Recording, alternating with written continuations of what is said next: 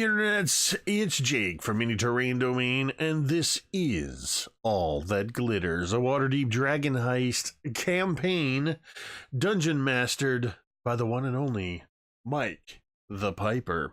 It's Monday night, it's 8:30. That means it's time for us to play some D&D in this amazing campaign setting. We are going to, real quick, go over a couple of the housekeeping things, and then I'm going to turn it over to Mike to run the game how he wants while we play D&D for a couple of hours. You might notice down in the corner, all the way down here, we are missing Dwight for the moment. Hopefully, he'll be returning soon. But in the meantime, everybody's pointing down. Look down. Look down. Nope. There we go. Right down where Mike was pointing down below, to the gold dragons that are arrayed below Mike. And you can see the scroll at the bottom. Gold dragons or domain dragons are a way that you as the audience can have an impact on the campaign. Right now, for 500 bits or $5 donation, you can purchase for the party one domain dragon, which means that any one of the players can re-roll a d20 roll and take the new roll, or force the dungeon master to re-roll one of his rolls. And we know that Mike loves doing that. In the new year, there will be a new sort of menu of domain dice. So domain dice will have different values from 1 to 5. And it'll be a little bit harder to force the DM to reroll with 2 domain dice for a DM reroll, but we'll have some other effects in there, ranging from a cost of 1 domain die all the way up to 5. Also, real quick, in addition to the usual, please follow, like, and subscribe Mini Terrain Domain on Twitch and YouTube. There's also a Mini Terrain Domain Patreon. And there is a Mini Terrain Domain Redbubble merchandise store, mostly shirts, but a few other things like mugs and stickers and whatnot. And we currently have about 8 different designs, and that's, at redbubble.com/people/mtd-jake/shop. We'll get some interactive links and everything set up when we return in the new year. But that's it for my announcements. Mike, turn it over to you. That was foolish. But okay, hi everyone. Welcome to All That Glitters, Waterdeep Dragon Heist campaign. Now, this is actually a mega campaign. What that means is we have taken characters that these fine individuals have prepared, and we're going to take them from 1 all the way to 20. So who knows how long this will last for, and seeing as how I like to bloviate with the best of them, this could be years. I don't know. Maybe, well, we'll see what happens. We'll see what happens. But I'm super happy to be running this. It's definitely my favorite part of Mondays. And that's still saying something, because, Mondays. But what we'll do is I will, just for the sake of stuffs, I'll quickly rehash what happened last session. So the party did some stuff and things happened. And part of that stuff, which I'm going to go over my notes because, hey, I'm the DM, but, it still happens. So, as the party began to investigate more, they first went out with the Harpers to do a little mission for them involving talking to a horse. Because horse. Anyway, they ended up finding Maxime, the talking horse that is attached to a dray in the trade wards, and as awkward as it was, did find out some very interesting information regarding one, a half-orc woman, and what was supposed to be a human man in black plate armor, but also was an elf. And these two individuals were talking about the Zentarum and ways to get a group together within the Zentarum to spy in other areas. Having told them that, they wrote down all the information. They decided to go to the Yawning Portal as Bevyn and Anna wanted to kind of sort some things out there. They also wanted to meet someone who I actually can't remember. So that just goes to show how bad that is. When they saw that very human in black plate armor having a seat, and chatting with what appears to be a group of his friends. Kiara, much to her wisdom, decided to just stay the hell away from that. But Six, being the cool, curious cat that he is, decided to wander straight up to them and find out what they were talking about. Unfortunately, this individual was a little bit smarter, a little bit cannier, and a little bit more blunt in the fact that he didn't necessarily appreciate someone kind of trying to eavesdrop on the conversation. He grabbed Six by the lapel, kind of pulled him in close, and there was a small exchange of words that were brief, terse, and not altogether, extremely threatening. So they went off, they left, and then they decided to go down to the docks and kind of get all that sorted out. Unfortunately, the hours they've spent wandering through the docks trying to find this murderer, they unfortunately weren't able to meet this individual until it was too late. Seeing the flash of a sword, they couldn't get to the poor drunken half-elf sailor in time, and he unfortunately lost his head. And that's where we are going to pick up right from that very moment. Bevyn kind of stands in the alleyway, this darkened alleyway, looking around, not really figuring out how this individual kind of just seemingly disappeared. Scratching his head, he kind of looks at the rest of you and says, "I don't know what's going on, but I don't like leaving a job half finished. If you need me, I'm just, let me see what I can do. I'm going to try and track him down." And he kind of begins to very stealthily kind of slink off into the night.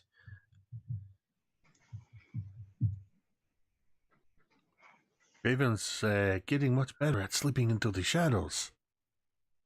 It's almost like he was never here. Well, it is rather his job to be able to come and go as he needs and pleases, isn't it? But it was very nice of him to disappear into the night and leave us standing here with a headless person. What are we going to do about this? Considering he did say a job half finished and we're dealing with two halves of a body, so to speak, perhaps we may want to tip off the local guards so we're not the ones under suspicion. Perhaps if we are to tip them off rather than maybe an anonymous tip or something, but I mean, what are we going to do? Roll the head over to them? I was thinking more I could scream loudly as a woman does in distress and we run. Unless you have any better ideas, Anna. I'm inclined to go with Kiara's ruse. I like it, but perhaps we should wait just a little bit so that the guards don't muck up everything. So you See want what we to- get from here. And then scream. All right, so sort of peruse the area and see what we can find first before they trample along. Right. It's a fair idea as well. I say we give that one a try. I could always try and see if we could tell what kind of evil, maybe. I'm assuming it's not good considering what was just done. Though they're not here anymore, so that may not even work. Well, Might want to check the alleyway first, where it came from. yes. Yes, that's probably a very good idea, though. Perhaps best one of us acts as lookout and the other two investigate. All right. So who is going to be investigating?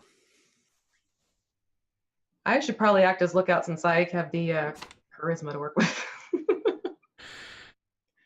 I find it very interesting that you think you are so much more charming than I am. Yes, but you have those keen cat senses that might come in more handy than mine. And I am very intelligent. You are that. I am a very good investigator. Very well. You keep an eye out. I will first take a look at this, and I kind of just gently nudge the body with my foot. This unfortunate person. And I'm looting him, but I'm just seeing if there's anything to. I want to check out, see if he has anything that might make him an obvious target of an assassination, or and Right. I figure if we're gonna summon the authorities in here, they might well pocket anything he has. So I might as well. Wow, you really have a low opinion of the watch. That's nice. First though, give me one quick sec here. Okay, good. Mhm. So make me an investigation check. I'm very good at these. I hope so. Get a 12 on the die, so that is an 11. All right. So kind of going through the body, checking out, like what do you want to check out first off? Let's start with that. Like what areas are you checking out? Checking his pockets. Yeah, I mean, I'm looking to see if he has anything of value in his pockets, but also to see if he has anything that might mark him as a target. Also, checking around his maybe arms and neck for tattoos, his lapels for hidden guild pins, or anything like that. That's fair. All right. So it takes you a little while, and you kind of go through and check out. As far as lapels, like there's no hidden guild pins or anything marking this individual as a kind of like a member of any sort of like secret organization. Tattoo wise, you see kind of the usual that you would see on a sailor. Matter of fact, this guy's pretty much if tattoos could be a cliche, he's pretty much a cliche billboard: mermaid, an anchor, some woman's name that looks like it was tattooed on by a drunken person. So it's either Betty or Mildred. You can't tell. You see on his arms also scars. This guy's definitely looks like he has been in some fights, whether it be just drunken brawls or possibly even an actual, like, perhaps high seas, high risk entrepreneur type work. You don't know, like, he could also be a pirate. You're not entirely certain. However, when you get down to his hands, you find that one of his hands there looks to be some type of a kind of a darkish, almost black fluid kind of in between his his fingers, and his fingers are kind of like clenched up in a fist, really, really hard. You say a black fluid. Is this like, it appears to be like a liquid? Yeah.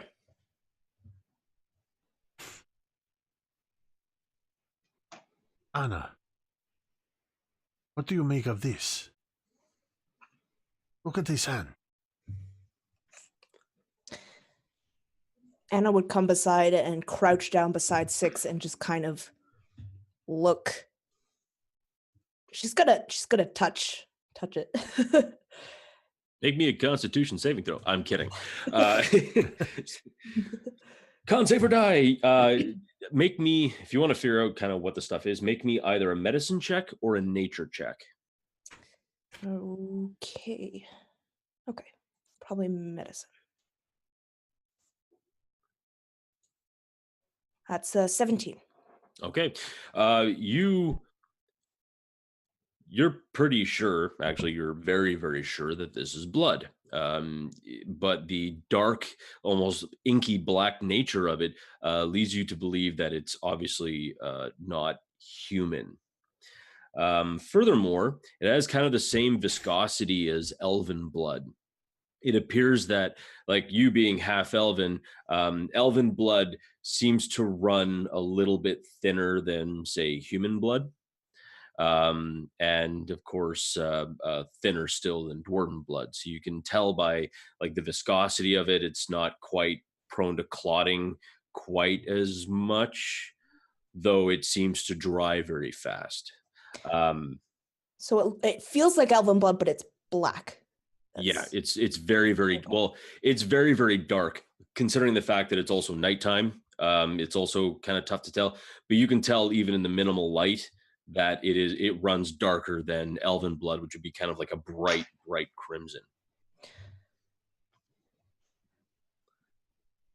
This feels like elven, but, and she kind of would like almost kind of hold it up and kind of move it in between her thumb and forefinger.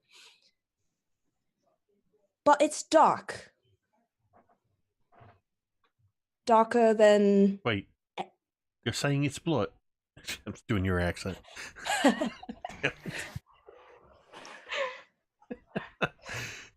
Love it. So you are saying this is blood? Right. But it's not his blood. Well... Or is it his blood? He's an elf. Feels like elf blood, but it's very dark. Does it match the blood at the neckline? Ooh, that's a good question. And you're just playing. I'm not even going to make you roll for that. It does not. This individual was a half elf, much like you. So you have like kind of a traits of both lineage. You can tell that it's much akin to when the red goopy stuff falls out of you, but it's not like this. And was it like his hand was gripped, or was his hand is like a fist, like it's tight. Right. Well, Anna, you've already sort of got it all over your hands. Perhaps you should pry open his fist. What is in it? All right. She kind of like focuses, but she kind of leans back a little bit. She's going to try and like pry his hand. All right. Make me a strength check. Oh boy. That's not good. That's a 14. Yeah. You try to like start pulling open, but it just seems really, really stuck. I can't seem to get it. Oh boy. Man. Let me try. Watch your fur, right? If we're going to yell for the police, we don't want blood. Yes, best not to leave cat hairs as evidence. Just be careful. I just look at your hands now covered in this blood. Well, they're not completely covered. I mean, you have like there's a little bit, of Okay. trickling. Yeah. Also, can I get Anna, since you've kind of finished your little investigation bit? Can I get you, Anna, to please roll me a D100? Tell me what you get.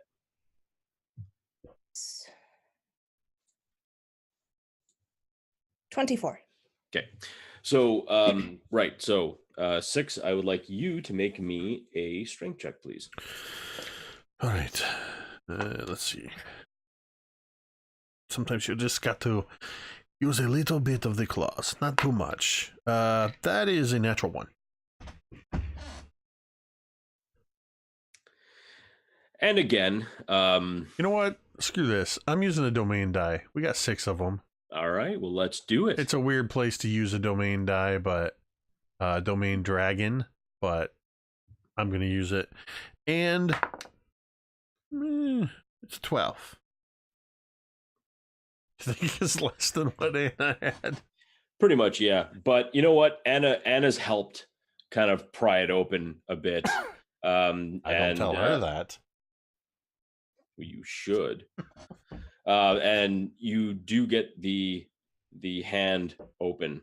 You see on the fingers kind of like narrow strips of skin that are kind of wedged under this individual's fingernails. So what they must have done was, as coming in, when the person came out to swipe, instantly they grabbed a hold and then tore. But what's very interesting, there is a ring in his hand, and the ring is gold, solid gold, and it appears to be this kind of large red gem with a snake kind of like bordering around this gem, almost trying to eat its own tail.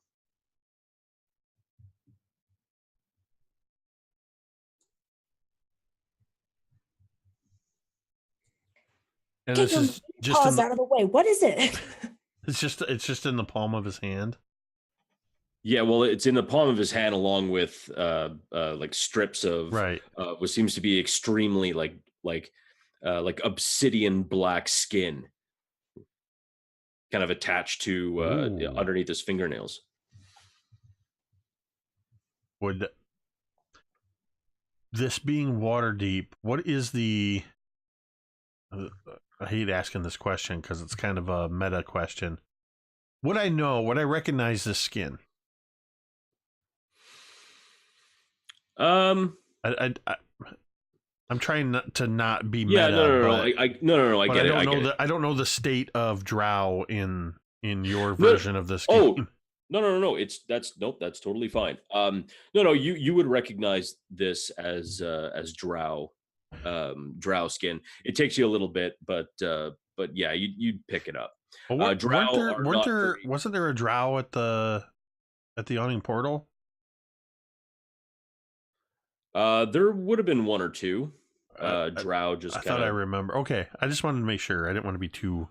No. It's okay. Yeah, no. It's fine. I mean, most like Denzians of Faerun understand who the drow are, and as many drow, like especially like male drow, leave Underdark society and under like the matriarchy to kind of go off on their own to be able to have like a little bit more rights.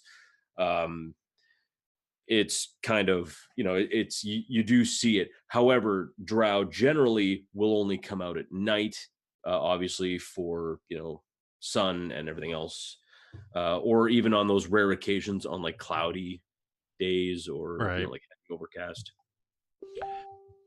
I will take the ring and I will simply hold it up to Anna. You see here, these look like strips of skin, perhaps dark elf, defensive wounds from the look of it. And this, it appears that, look at this ring, it looks like a snake. Perhaps this has something to do with our Zentarum friends. And I'll actually hand you the...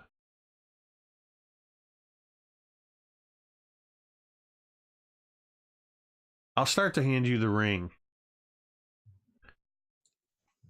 And as I start to, because I imagine I'm crouched down, and as I'm holding it up,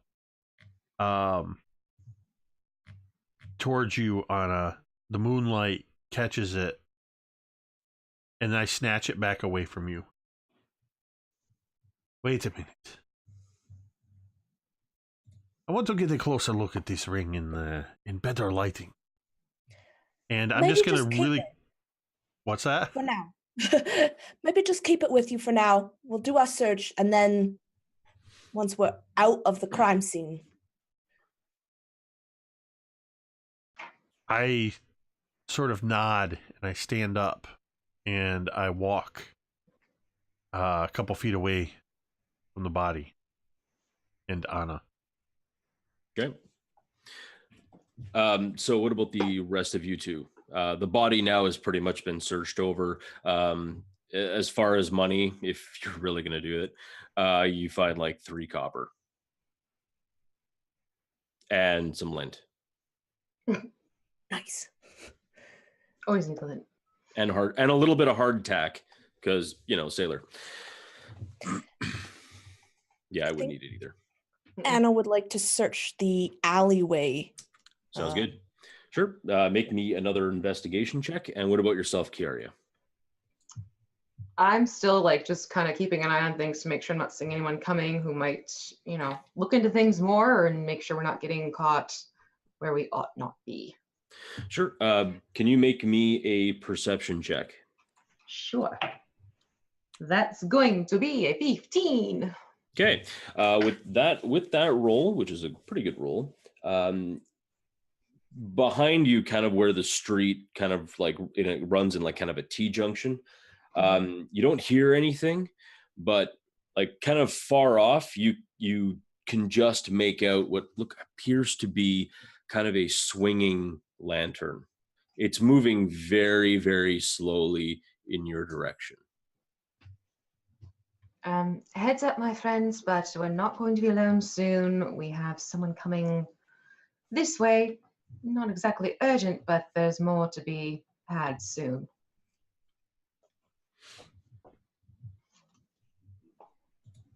Right. Just a few moments. And I got 21. Nice. All right. So with that roll, you find, what, for a second I thought I was still muted. I panicked. I'm not going to lie. I panicked. I'm like, no, I'm getting through a session, the last session of the year. I'm getting through without muting myself. You managed to find what looks to be a small ripped up piece of paper, but like a kind of like a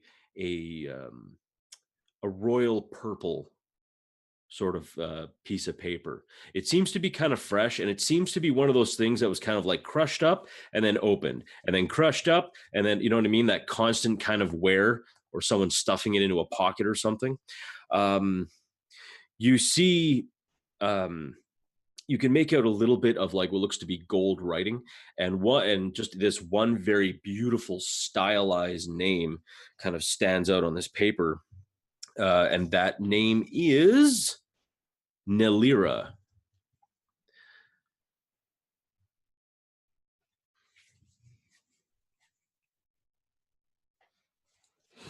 Anna would quickly kind of stuff that away in her pocket, and she would go out to Kiara. Found a piece of paper. Might be interesting, but I think it's time you did your Pipe screaming? right. Yeah. I'm gonna head out. Just don't want too many people. Both of you have blood on your hands now. Best to go ahead of me. I'll scream in case anyone runs into me. I'll just play a silly woman wandering around at night, basically. That's fair. 6. Are you coming? What? Sorry. Yes, what? Are we leaving? You and Anna go ahead a couple blocks. I'll scream and then I'll meet up with you. That way, if I get encountered along the way, I have no blood on my hands. I haven't even gone near the scene. Is there a bar close by that would be open? You failed, Mike. Right after you said that, I know, right? I know. I looked know. down and I saw your mouth moving and no words were coming out. Pretty much, yeah.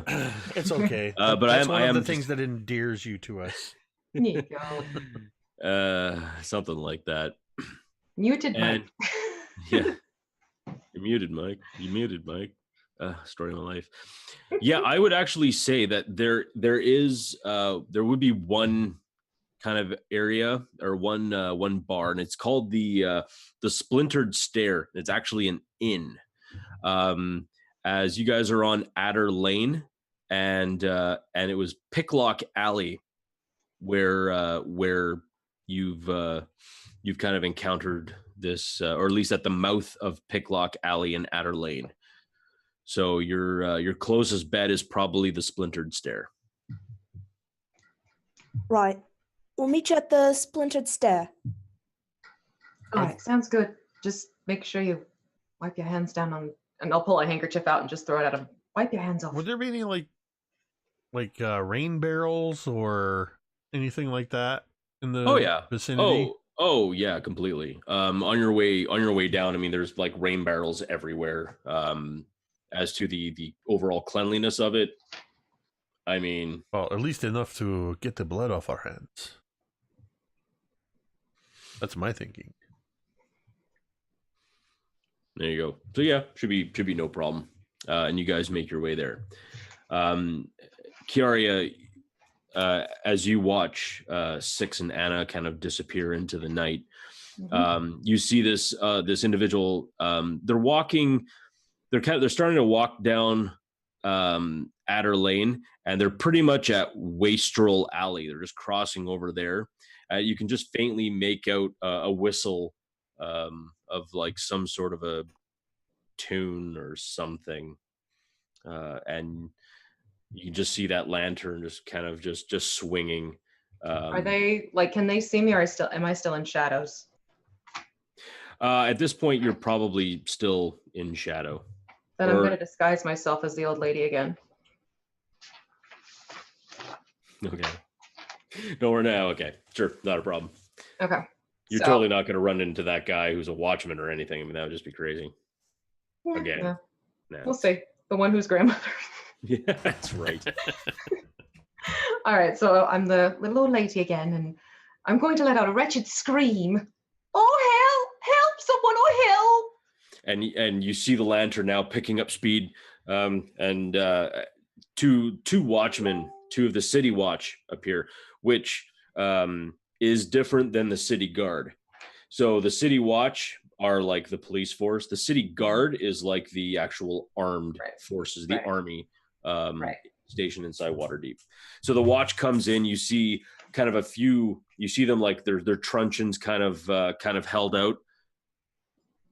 One of them, it's two of them. You see a halfling woman and what looks to be a human man. The halfling woman, are you all right? What seems to be? Oh, God, not again. And I'm like, I'll be like shaking at everything, just like a very distressed demeanor. And you see the watch, the kind of the halfling watchman kind of nuzzle her partner and go. And he kind of goes out and kind of consoles you. Miss, are you all right? Here, just come with us. Come with us. Can you please tell me what happened? I was just coming back from seeing my granddaughter. She was just born last night, and I wanted to see the wee one. And I walked past, and there's that on the ground, and oh, what a fright! And oh, that poor soul. I understand. Can you tell us where you're staying? I'll walk you back. I was supposed to be meeting friends down at the inn. We were going to get a drink to celebrate the wee bairn, and oh, if you don't mind, I'd like to get to them sooner rather than later. My poor heart's beating a mile a minute. Of course. MacLeod, you see her kind of like hold up this what looks to be kind of a whistle, and she just kind of like does like kind of 3 really quick blasts on it. And for a moment you don't hear anything, but then you start hearing like heavier boot steps coming in, and about 4 or 5 more city watch kind of appear, and they kind of begin like cordoning off and anything. Miss, please, if you care to take my arm. And he kind of holds out his arm. You can call me Myrtle, and I'd really appreciate it. I was supposed to meet him at the splintered stoop. Splintered stair, Mom. Yes, it's just up good alley here.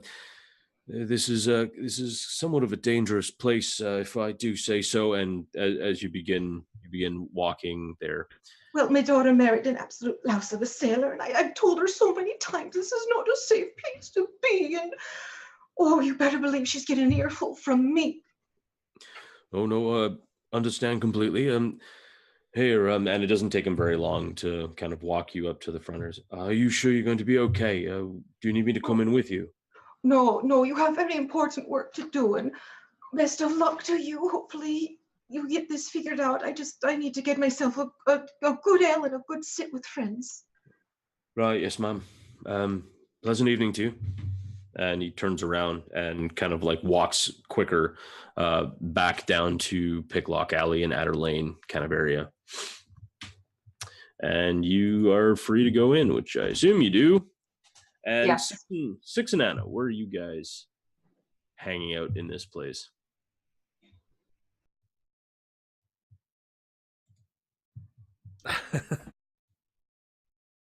We were heading. Were we heading toward that inn?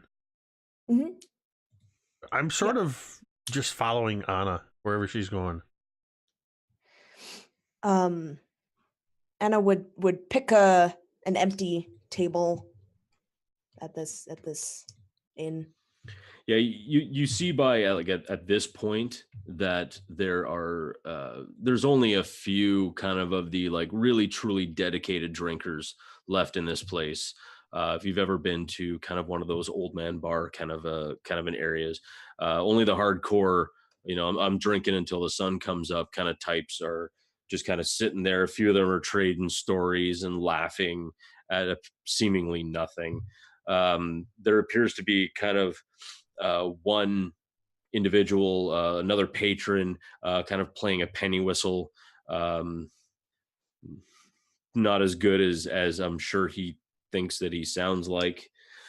And you see kind of a large, like very, very large barrel-chested individual who's kind of tending bar. He actually came around and kind of handed you guys a couple of like large tankards of ale.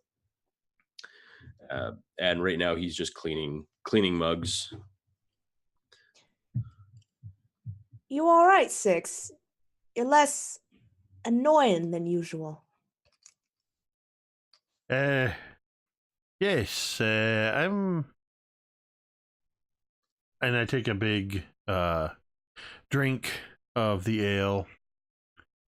I am all right. It was kind of all of a sudden it struck me what it was we were doing.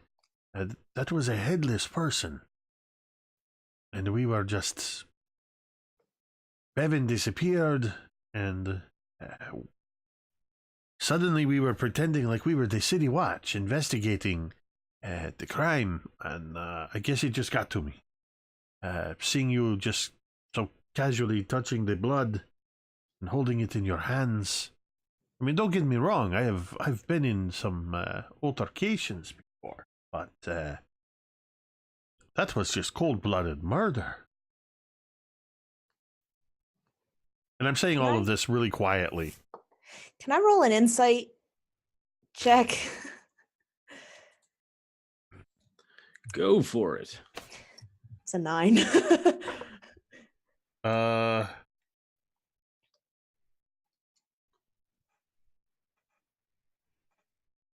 It doesn't matter which one, whether it's performance or deception. I got an 11. No, yeah, you're fine. Yeah, no, it's fine. That's what he said. Yep. Well, I guess you kind of get used to it. There's always next time, right? And she's like, all right, so I found this, and she would produce the paper that she found.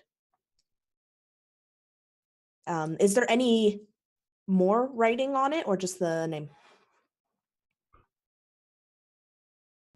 No, you like mostly like some of it seems like it was obviously part of something bigger.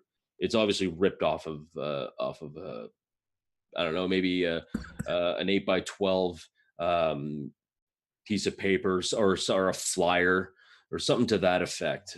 You're not 100, like you can't really make out. You can definitely see some like stylized gold writing that's kind of like cut off, but you can't really make heads or tails of it. But the only thing you do get for certain is the name Nalira. It's pretty fancy writing.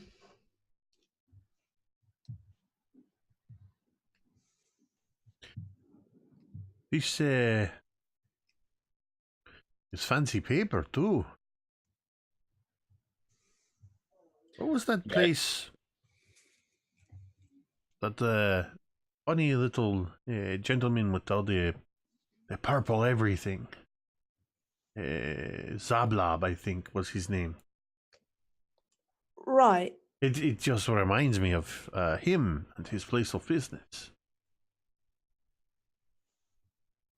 I'm not saying that this guy is the only one in all of the City of Splendors that sells purple things, but I kind of absentmindedly stroke at the purple feather in my hat.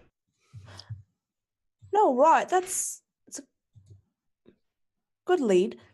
But why such fancy writing for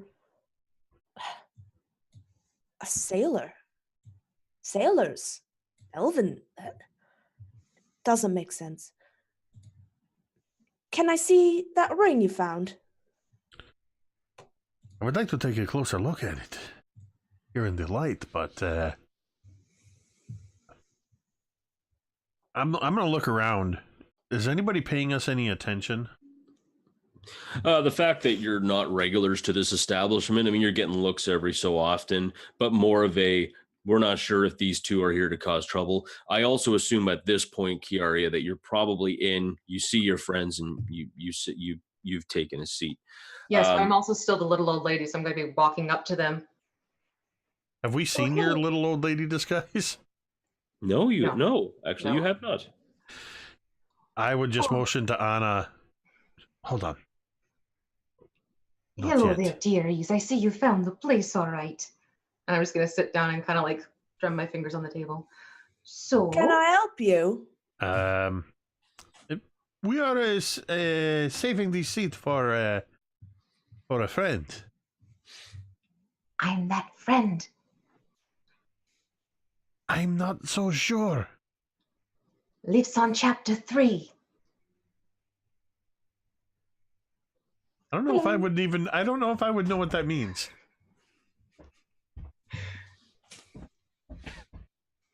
Oh wait. Although I would recognize the name. You would recognize, you'd recognize Lift. So,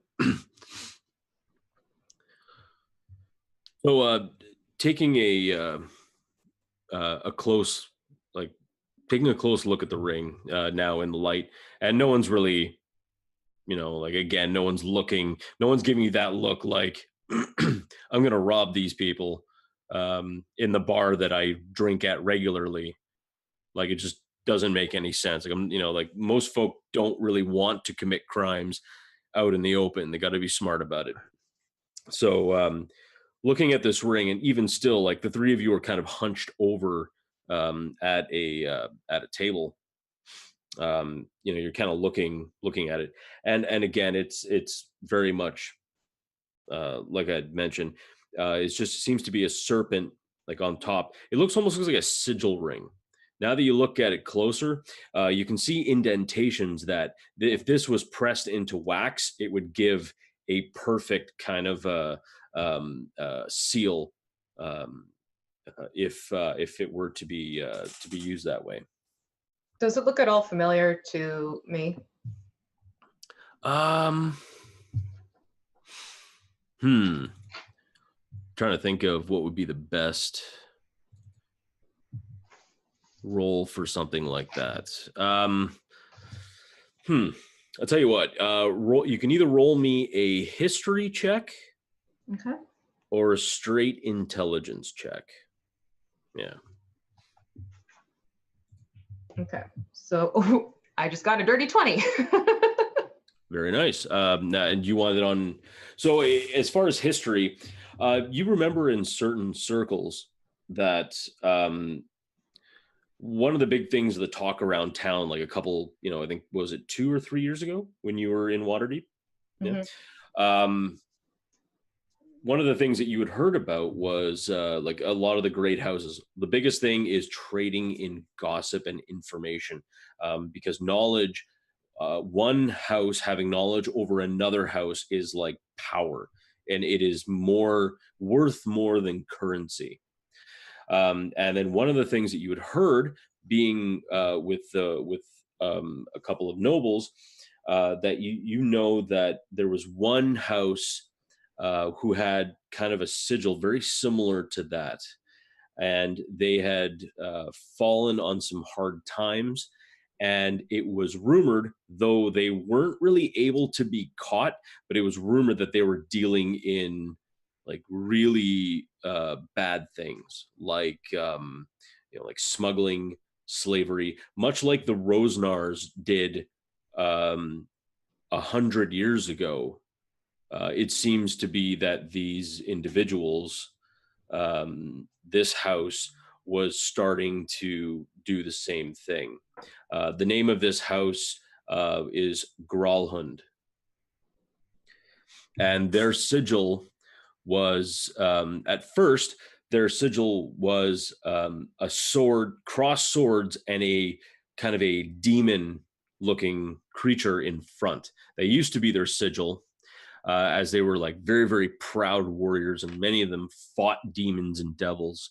But then that started to fall by the wayside, and it began to change, and they began to like fall out of kind of favor. They begin to like their hit, like as far as their monetary value, they began to also borrow money against other noble houses, and when their debts came up, they really got screwed. So then, of course, they got desperate, and unfortunately, these things kind of happened. This doesn't look like a Zentarum, like the Zentarum snake, but I don't know anything about this. Well, if rumor has it from a while back when I was more in the know, we might be looking at a Grolhund sigil. Grolhund. Yes, they're not in the best of stances anymore as a noble family, but still are considered a noble family in Rune, essentially. Perhaps best we finish up the drinks and get back to the inn and maybe look into things a little bit more closely there. Does the name Nalira mean anything to you? Off the top of my head, no, but perhaps when looking at things a little bit more, I might have a dim bell rung. Right, well, it's more than we had earlier.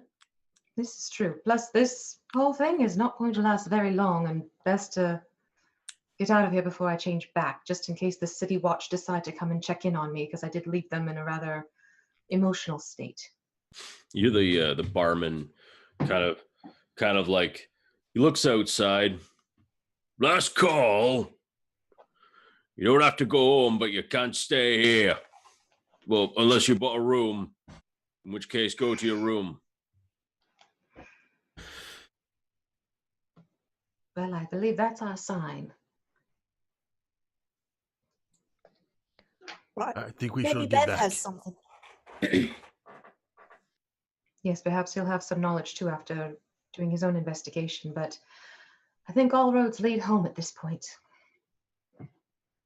That seems like the best course of action. All right. Well, shall we?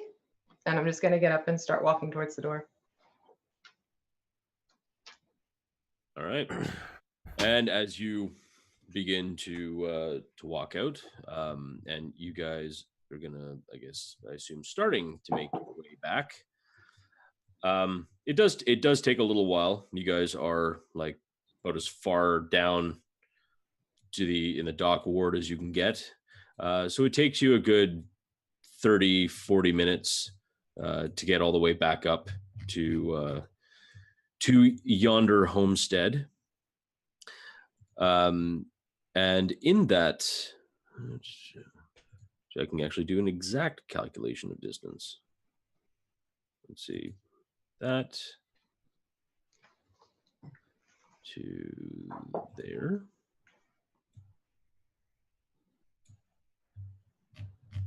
Yeah, we were quite a ways down. Here. Mm-hmm.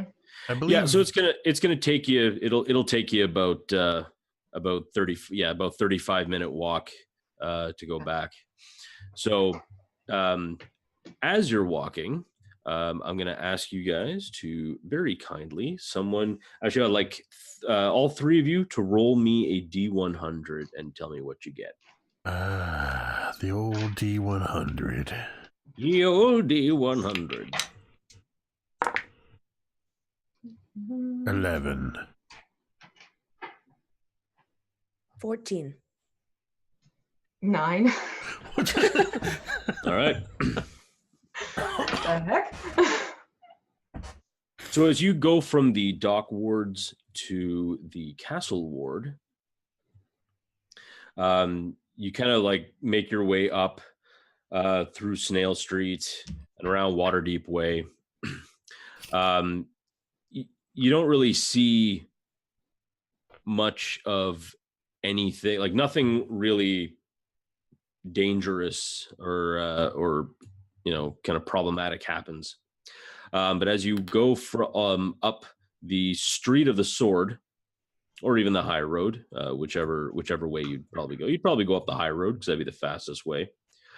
As you round the market area, however, you do. Actually, I'd like all three of you to make me a perception check.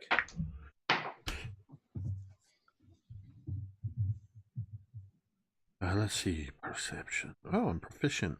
5. Yeah, same. And I'm pretty sure Anna got like a 98 or something. I got a 23. Yeah. You do see a piece of paper that looks like has been adhered to the side of a building that looks a lot like that same color purple, same kind of gold lettering. You see it says, and it's in Elvish, which you can read with common underneath, but it says in Elvish, come to the Underdark.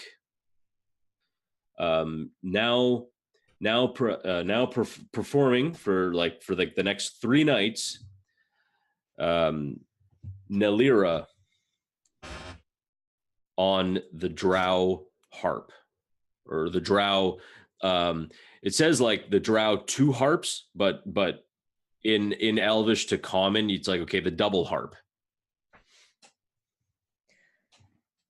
And I think Anna would just kind of stop while they're walking. And 6 bumps into her.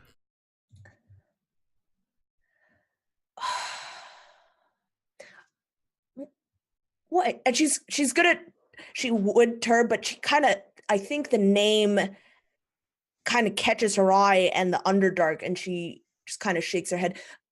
Look at this. Well, that certainly can't be a coincidence considering. Can I peel that off? You can try. I'm going to try to just delicately peel that off then.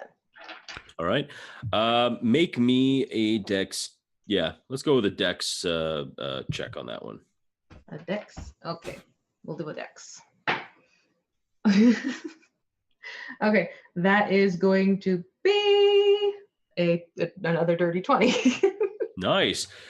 So as you kind of begin to work the paper in that way that you want to try and rip it all off like a price sticker, but you try and rip it off, but it never really comes off perfectly. It always rips off, and then you're sitting there trying to like dig in your nail, trying to get that little bit. Yeah, you know what I'm talking about. Everyone can relate Yeah, I've to been that. doing it with the kids' Christmas gifts all day. So as you like you're kind of beginning to peel it off, you kind of get your hands in the back, and you're kind of like trying to work that adhesive off, and then finally it comes off. Like there's like a little tear, but it's like on the side. It doesn't really matter. So you've now have this flyer for the Underdark. What time is it? I would probably at this juncture, it's probably getting to be around 4:35. Oh, jeez. AM? I was gonna say, yeah, we closed AM. the bar, so Yeah. Yeah, you close the dive bar and the dock ward. I mean, that's got to tell you Not a something. good sign. No, that depends on your perspective. also No. true. I would We have very the much fire. like to see this Nalir and Melira? Drow performing, let alone the fact that her name and this part of this flyer was in the hands of well, Our unfortunate friend, I guess. What? Perhaps- And I give one of those big cat yawns. I very much would like to go back to our home. I believe as we all would. Does it give a date and a time? It does, and it seems that the dates will line up that she will be playing at the Underdark tomorrow, which I guess would be Later tonight. today. Yeah, in the evening. This isn't going to be anything like the opera, was it? Oh God, I hope not. I could use a little bit of body entertainment, or at least good entertainment. I imagine a drow harpist is nothing like people trying to sing in giant. Oh, good lords, no. But let's get back and get some beauty sleep, and then we can go and check things out later. Absolutely. All right. So you guys continue to make your way. You keep walking along the high road. You get down to Ceridon Street. You walk down. As you get to the front of the Nobody's Inn, you see your fox, Kiara. Your fox kind of looks there and kind of like does that really adorable like husky thing, where they put their like they kind of cock their head to the side and just kind At of this look. point, my guys would probably like actually fade away because it's been about an hour, I'm assuming. Yeah, been close to that, yeah. Yeah, so it's kind of shimmering itself off, and I go back to looking like myself. And the fox kind of turns and kind of pushes open the door to the tavern, which is not locked, and kind of just pads its way in. You can see a faint light coming from inside the tavern. Well, it looks like our evening isn't quite over yet. Whis wants us in the tavern. Perhaps Bevyn has returned. Oh, I hope it's Bevyn, because I could have sworn that door was locked. It's never Bevyn. It's never Well, I Bevyn. guess best be ready. So I'll follow in behind Wisp. I'm going to stick my head around the door and like kind of slowly eke it open just to see if I can get a glimpse as to what's going on. You see that there's a fire going, and you see Mert sitting kind of sitting there, and he's having a conversation seemingly to no one, like just an empty chair sitting with there's a candle, and he's having just like this conversation. You can tell he seems like he's talking to himself, but it's a full conversation. And I mean, he's reacting, he's laughing, he's, chuckling. He's talking, just chatting with this invisible entity. And he stops for a moment, he turns and he looks at you as soon as as you're poking your head in. There you are. Sorry to interrupt. Do you need more time? No. Liv here was just going to go back and read some more. He has a very interesting taste in reading, doesn't he? Oh, he just wanted to make you uncomfortable in getting the book. He really doesn't have much of an interest in reading it, to be honest, but he just thought it was good for a laugh. He said it was... I'd give him something else. Oh, no. He says he was fine. Do bring 6 in, and the young lady can probably best if she's not here. Right. I totally think Anna would just come in, stop, and just back out. Just good night. Good night, Anna. Get some good rest. And I will, of course, come in. I'll send Wisp up to go with Anna. Oh, No, I'm. Oh, you're gone? Okay. Yeah, I'm gone. Okay. Anna's. Yeah. Anna. Your fox is kind of sitting there. Mert kind of reaches over and kind of pulls a pouch that Wisp had around her neck and sets the pouch down. Liv is left, please. Have a seat. Grab a chair, would you, Six? Have a seat as well. Isn't this our carpenter? No. No, Mert is... Mert. Mert, Sorry. not Merkin. Yeah, not Micken. Micken. Merkin is entirely something different. Yeah, I'm like, Merkin? Oh, that's a new one. I don't know. I would have remembered if Mike had named somebody a Merkin. So Mert kind of welcomes you to have a seat. Yeah, I'll absolutely grab a chair. Sorry. In my head, this was our carpenter showing up to work at 5 a.m. He's just kind of sitting there like, don't mind me. I'm going to start working on the place. I just want to have a conversation with I was going to have a talk with him about how early he's starting work.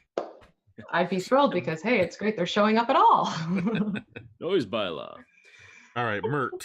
So Mert, there, he looks at the two of you, and you've both been out rather late. Well, plans went a little bit sideways, but we did get to speak with Maxine. Yes, I along. Yes, I got your message, and I appreciate it. However, I'm sorry, this is terribly silly of me. And I know this is just a formality, so you'll forgive me.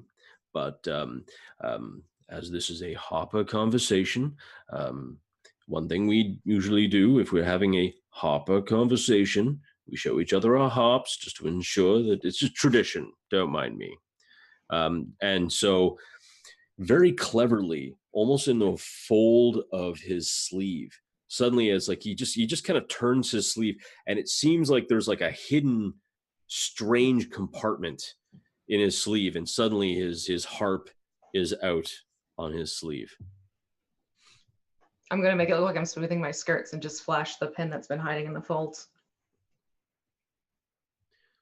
And I'm going to give a little bit of a stretch and a flick of my thumb across my lapel, flashing my harp. But taking note of what he did and already thinking of clever ways I can do something with my harp. Mert keeps looking at you. Where's your harp? 6 days into summer.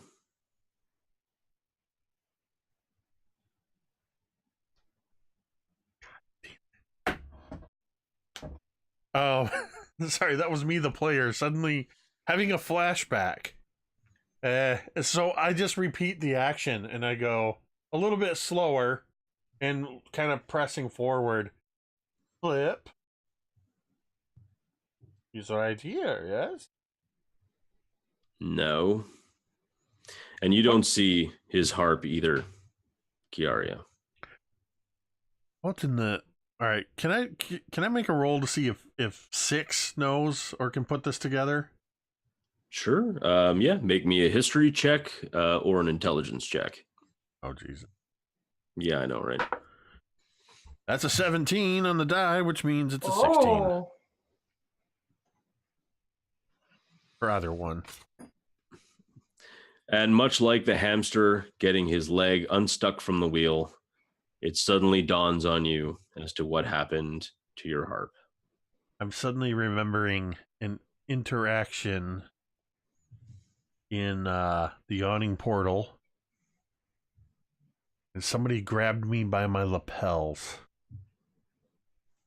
And you can just see this scowl cross Six's face.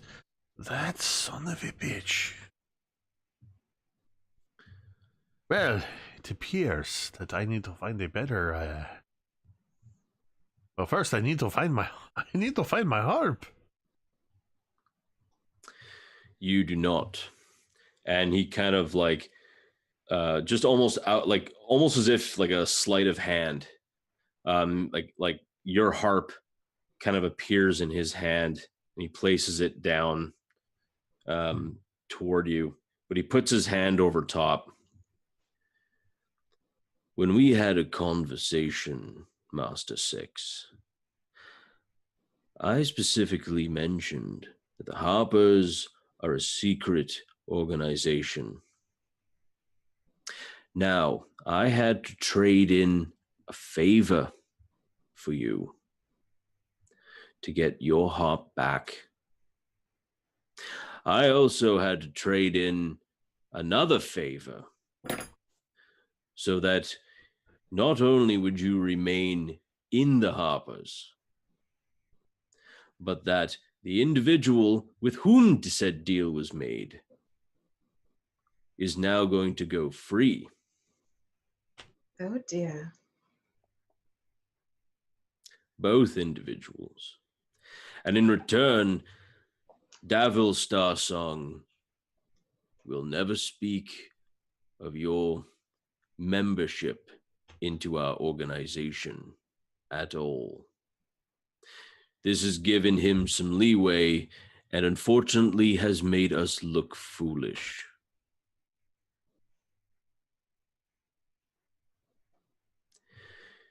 And then he takes his hand off the harp and he slides it kind of the rest of the way towards you.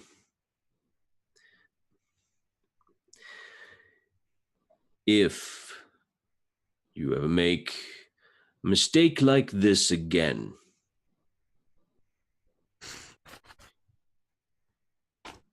you will be no longer part of our organization. And perhaps neither will Mistress Kiara. And he stands up and he grabs the gold and he pours out kind of like 50 dragons. Mistress Kiara, well done. And he takes the rest of it. Though this was essentially for nothing, you've at least identified those involved. Take this reward as a sign of grateful Harpers, and your renown within our organization will bring you both up. Do not fail me again, and do not allow yourself to be known. Is that clear?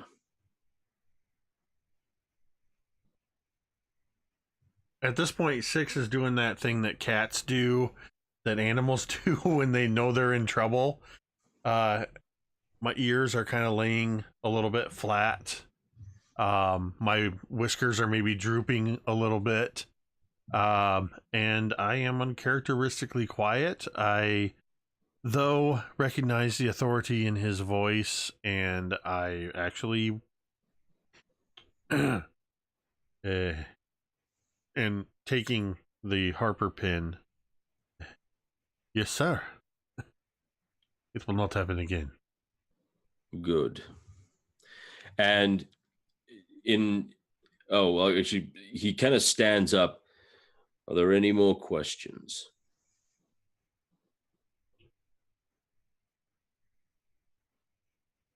Mistress Kiara? Are you aware that there are some decapitations happening in the dock district? We are perfectly aware of it, and we are also perfectly aware that your other two compatriots should be handling it. Just checking. If, of course, you wish to assist them, you'd have no problem with getting a murderer off the streets. Do you want to stay apprised of the situation?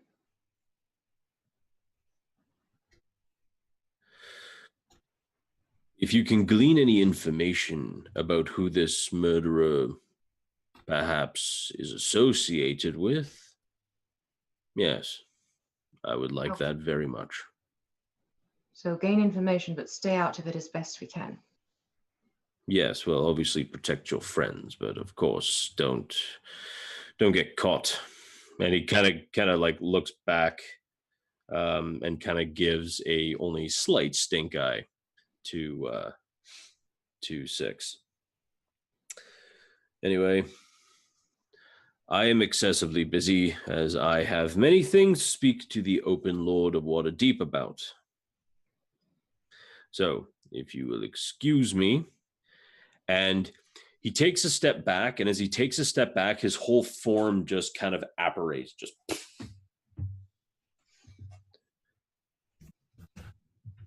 Okay, that was pretty cool. Also very handy. Well, my dear Six, we definitely need to find a better place for your harp. Yes. I will see what I can come up with. I'm sure you'll figure something out. But for now, let's just get some rest. I'm exhausted.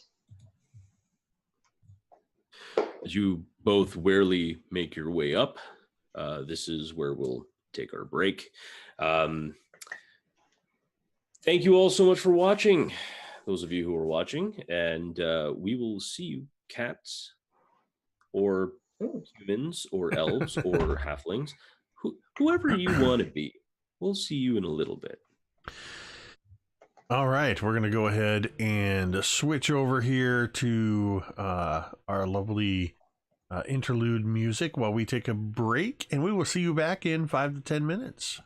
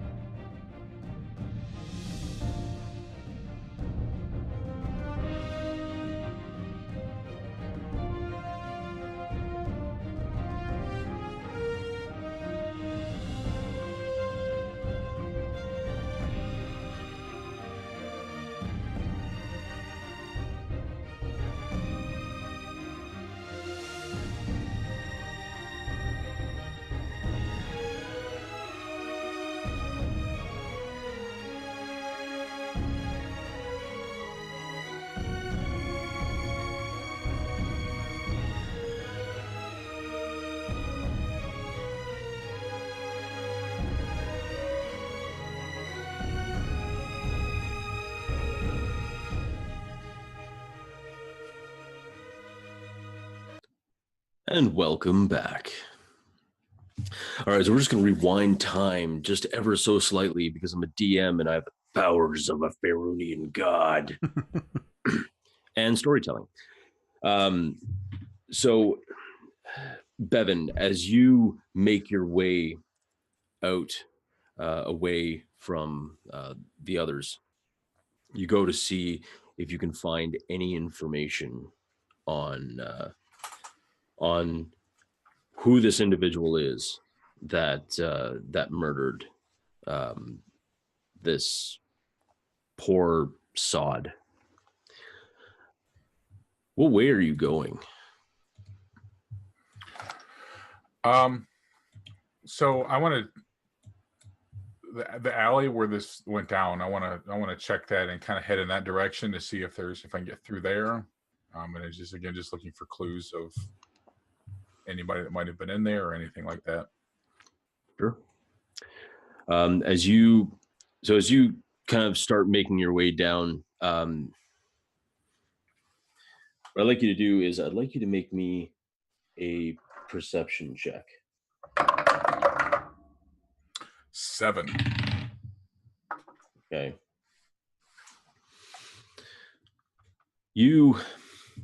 As you're walking down, you kind of see a child. Can't be any more than about 8 years old.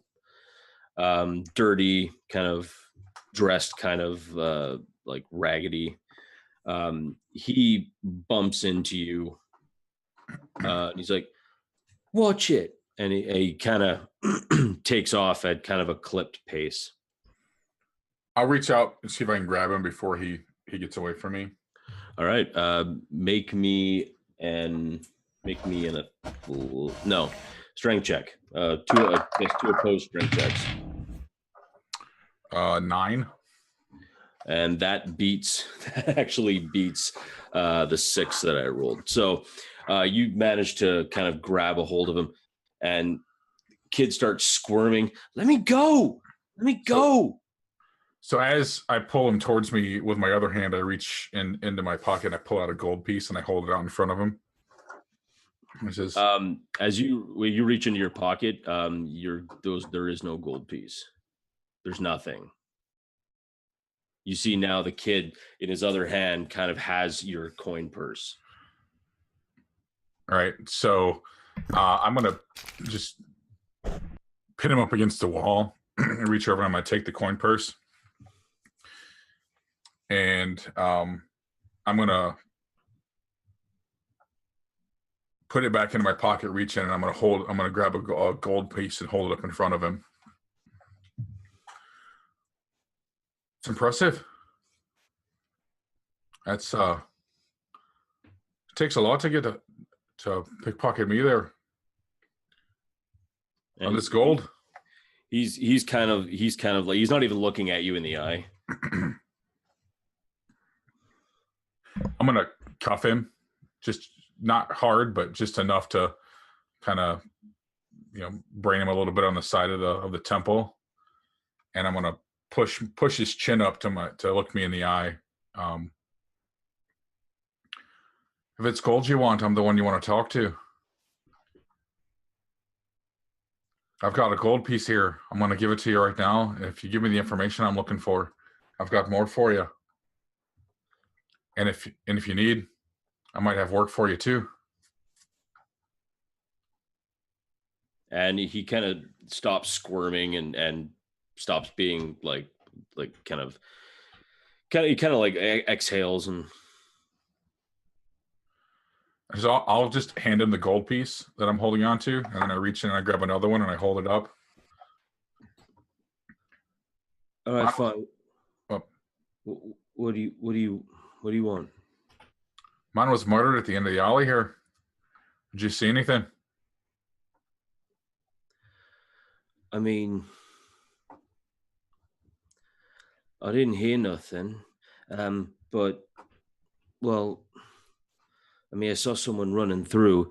It was hard because it was dark, but from what I could see, it was an elf, but like a dark elf. What was he wearing? Hang on a second. I'm going to make it quick. Nice. He was wearing like studded leather. He had this weird contraption on his waist, though. I've never seen anything like it before. It was kind of like a hook shape, and it was like wood and metal. I don't know what it was. He had a scimitar. But it was weird because he looked like he was dressed all in black at first, but then it just changed as he was running through the alley, and it was like red and blue. It was like he was dressed like a sailor, but not exactly. Anyway, he was holding his hand, and you see the kid kind of pointing like little spots of what looked to be black liquid. I think he was hurt. I think he was bleeding. Have you seen him here before? I mean, I think I saw him walking around a little bit here and there, but I mean, most of us usually keep clear of folk like him. I'm gonna go ahead and I'm gonna hand him the second gold piece, and I'm still holding on to his. Anything else you think I should know? Anything at all? Well, I mean, when the murders were happening, or when they started, is when we first saw him. So I don't know if it was him per se, but I mean, it's a really good chance it was. Anything about these murders you can tell me? Anybody that might know more than you? I mean, I guess the watch, but they're kind of useless. I mean, you can try and figure out what Xanathar knows, or at least the Xanathars. I mean, maybe even the Zents. They might know, but it doesn't seem like them. Like, this isn't Ziraj's work or anything.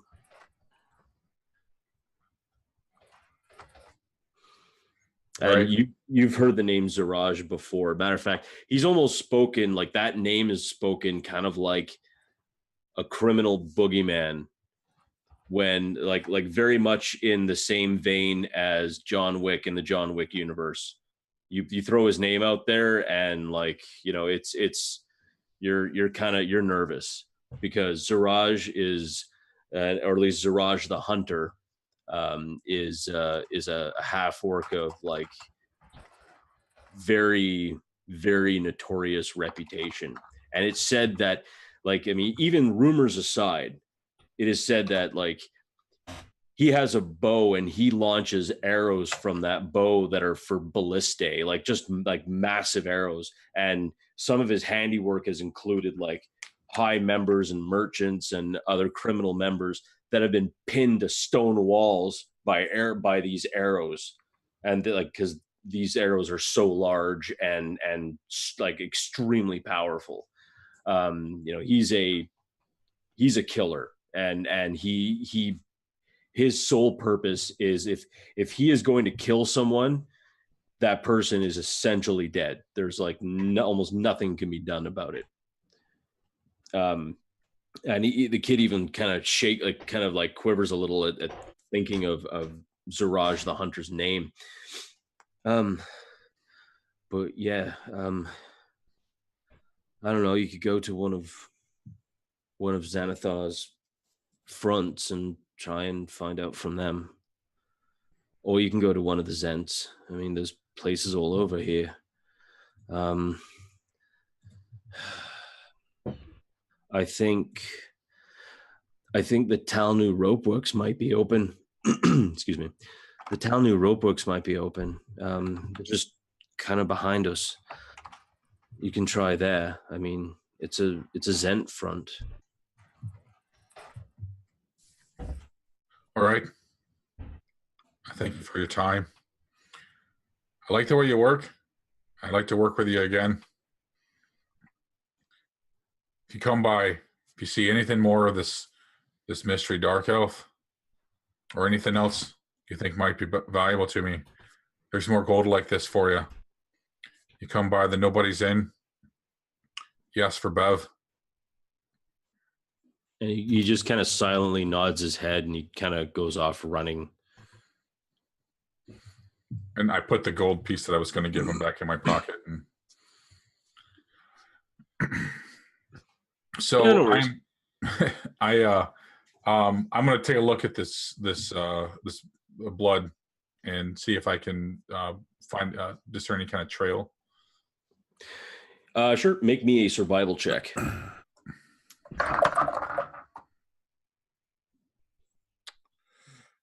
Not natural 20. Okay. You can see this individual was clearly walking quickly in one direction, and you can see kind of the way the spattering is going. It's definitely moving in one way, and it's going essentially down Jellbuck Alley straight up onto Wastrel Alley into kind of like what seems to be like kind of a larger thoroughfare, as it were. Okay, I'm just gonna follow it until I'll continue following it as for the time being. So Not a problem.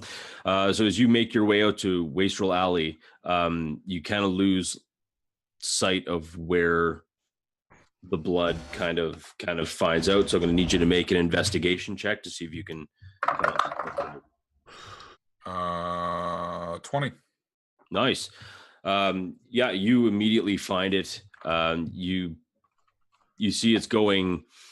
You see it's going kind of past Wastrel, down Sale Street, and onto kind of like onto that main kind of street. Following it some more, you kind of start to lose sight of it. It kind of turns a corner, getting like actually onto the docks, and it disappears. Okay. So I get to the docks, and that's when I lose it completely. You do, yeah. I'm just going to take a quick look around and see if there's anything, any body or anything that kind of jumps out at me. Sure. The area is pretty quiet. You like there's a few lanterns that are kind of just hanging out over by like on Dock Street.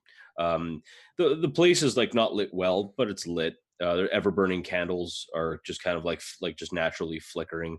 The wind is kind of coming off of the water, so it's a little bit cool, a little bit biting, as an autumn winter by the ocean would be. You see a few ships moored on the on the wharves and kind of main dock areas. You see a few merchant ships and a few sailing, small sailing vessels, even a couple of pleasure craft. But for the most part, it seems very kind of like really, really still. You don't see anyone at this time of the night. It's getting on about 3. And just barely outside of your perception, you do hear like the faint yell of an old woman that just has the light tinge of Kiara's voice. Okay. I'm going to double back and see if I can find this rope works this kid was telling me about. Not a problem. It doesn't take you long to find it. It's like right back to where you met the kid. He even pointed at it, looking around very quick. You see the rope works. you kind of see it's just like a glass fronted shop. You see a lot of coils of different rope. Some like and the window, like the display windows, are behind bars, which kind of gives you kind of an idea about this kind of area. If making like a cursory glance and kind of looking at that whole area, you can see just very faintly over the door, almost imperceptibly, but you manage to make it out. You do see the very tiniest of black winged serpents kind of carved into just over the door. There's two ever burning candles in the shop, but you don't see anyone. I'm just going to kind of clear my throat, make sure that if there's anybody there that they know that I'm there. Sure. The door is closed, but I mean, you kind of clear your throat kind of loudly enough. Nobody comes to the door, or even like through the window. You can't really see very much movement. I thought I was in the shop, so. Oh no, sorry, you're just outside the shop, yeah. Okay, so I'm gonna go in. Try to go. Is the door open? Locked? Trying the door, it seems locked. Like it seems to be. If like trying a little bit harder. If you want to make a strength check, you can see if maybe you can just kind of like push it open, or if you want to lock pick it. I'm not really interested in breaking into the place. I'm just, I'll just knock on the door then. All right. As you knock on the door, you see a small little side kind of panel in the door kind of slide open, but it's at your kind of at your chest level. And you see kind of like this one pair of eyes. Aye. There's a murder a couple of streets over tonight. I heard there might be some information here. Who in the hellers are you? My name is Bevyn. I watched it happen. Trying to find out who did it. Maybe I've seen anything. And the kind of the sliding door just kind of slams. And there's a kind of a pregnant pause for just a moment, and then you hear as like a whole bunch of locks kind of get opened up, and the door opens. Standing there, you see a short dwarf, kind of with he's got kind of his beard's kind of just like braided up, like, and kind of out. He looks at you. And who do you work for?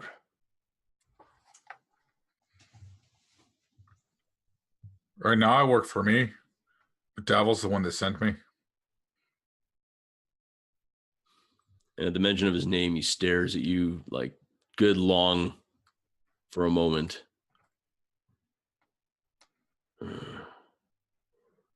Come in. Right, I follow him in. And you close the door, and again, you like he goes through this thing of like 20 locks. Follow me. And he goes and takes you downstairs, and you see a couple of other folks. Most of them are wearing like kind of the signatures in Tarm armor. A few of them are like seem to be sharpening blades, kind of putting him down. You see a woman, kind of tall, dressed with like kind of like black robes, and looks like she has her hands are kind of wrapped in bandages. She comes up to you and, who are you? My name is Bevyn. Who are you? My name is Talia. I'm, and she kind of looks at the dwarf for a second and, devil. And he kind of walks away. Oh, you're the new recruit. You and your talkative friend. Davil had mentioned something about you investigating the murders. How's that going? Not as well as I'd like. I just watched one happen. Oh. Right, well, do you have any information, perhaps? I came across a street urchin right afterwards. Said he saw a dark elf, studded leather armor, had some sort of contraption on his waist, some sort of wood and metal, something or other, carrying a scimitar. And so she he kind hurt of himself.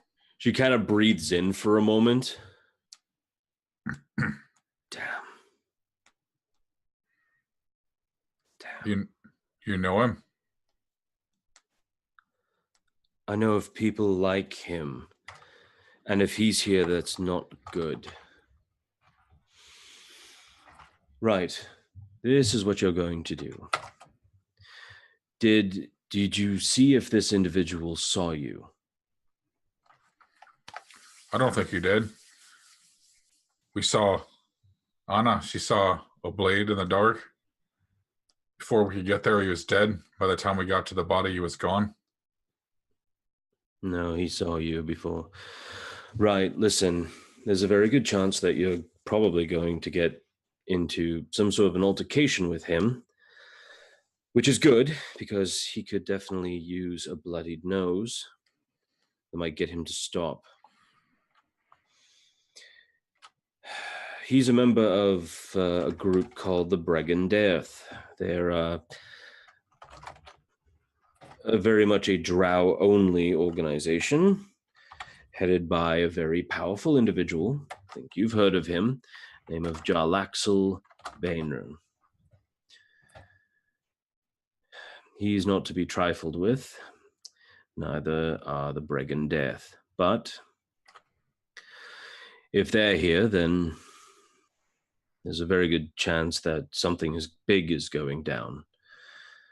I'm not exactly certain who you met, but if they sound bloodthirsty and cruel, as this one does, probably Solyun. Take care. Oh, and that contraption on the side of his waist is called a gun or firearm or something. It's made by a special group of individuals. Can't remember the name at the moment, but Joel Axel made a deal with them long ago in exchange for these fanciful things. And they're horrible, and they make extremely loud noises, and, well, I think you get the idea. So Go ahead. Any tips on where I can find him? Where I should keep looking?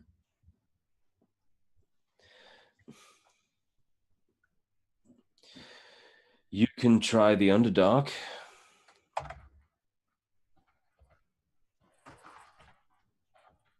Sorry, you can try the tavern known as the Underdark. It's on the high street. I think it's near the Carpenters and Masons Guild Hall, the Stone House, I think it's called.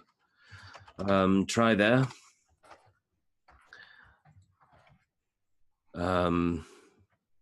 Yeah, that's all I can pretty much tell you. Go there at night. It's closed during the morning, but that shouldn't be a surprise there. Give that a shot. Hope for the best. Anyway, I've told you all that I can, all that I want to, and we're a little busy here, so. I thank you for your time. It's been a pleasure to meet you. I'll be on my way. And you. Good luck. Good hunting. Aye. And the dwarf kind of brings you up and like unceremoniously opens the door, and without even you being able to like walk out, he kind of pushes you out, closes the door, and proceeds the like 600 locks to lock the door back up. At this point, it's probably getting on around 4:35 in the morning, so it's getting to be light. Yeah, I'm gonna head back to the inn. Sure. You gonna walk? Take a carriage? How far? It's a pretty long walk, right? What? Yeah, I would say 40? It's probably about 40 minutes. Yeah, at this point, I'll try and hunt on a carriage. Sure. Yeah, you find a dray. Fella's standing there. Tells you it's gonna cost about 2 silvers to go from the docks all the way up to where you are, so you can cross that off your character sheet, providing you take it. Yep. Which I assume you do. Yeah, and within 10 minutes, seeing how the roads are like ridiculously clear, 10 minutes goes by. I mean, he pretty much drops you off right at Serdune Street in the high road, and then you can just walk right in. Yep. I'll head home. As you are walking up there, you see Six and Kiara leaving the tavern portion. One of them locking the tavern door. Definitely. It's definitely not Six. It'd definitely be Kiara. Good evening. Did you Or have good any luck? morning. I found out some good information about this killer. What? Yeah, Perhaps I'd wait for morning. It's been a long day. we can certainly discuss it later. We were able to get a few clues as well, so maybe getting all together and putting them together might give us more answers. Sounds like a good breakfast conversation. Yes. But Make I'm not it- making the eggs this time. Make it the brunch. That's a good idea. I'm going to head on upstairs. Sure. Now, sorry, is someone making breakfast, or are all three of you going to sleep? I'm Oh, going yeah. to sleep. We're going to bed. So That's I a- said make it a brunch, not breakfast. All right. And Anna, did you sleep in? Did you actually sleep in the Troll Skull Manor? You didn't sleep in the manor? No. No. She's okay. gonna find some stable or something. All right. Fair. Or just like hunker down, take a piece of alley that isn't overly, populated. Okay. Cool. Go ahead and roll me a D100.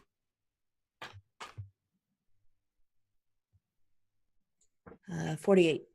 Yeah, you have a restful night's sleep. Surprisingly, given the fact that you're outside, you managed to find like a little kind of roof area that you just kind of are able to kind of keep relatively warm, and no guards kind of kick you awake and get you out of there. And then the rest of you fall asleep. And in the morning, it's probably at this point, because you guys were up all night, it's probably around 10, 11 o'clock in the morning as you guys wake up. Who's going to wake up first? I'm probably going to wake up and go up into the turret. I'm going to take the book. I'm going to say to Lev, if you didn't like it, you just had to tell me. And I'm going to go and put it back in the library. Sure.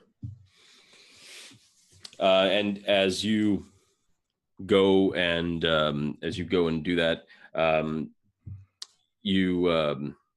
you see that all like any kind of mess or any like there hasn't been a mess here at all, and there just isn't one.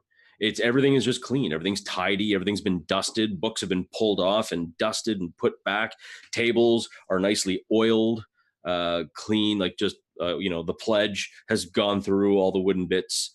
Everything is just really nice and clean. Even the floors, you've even noticed, like you guys have not had to sweep up any floor, like the floors at all, since you guys have had that little conversation. Everything just stays clean.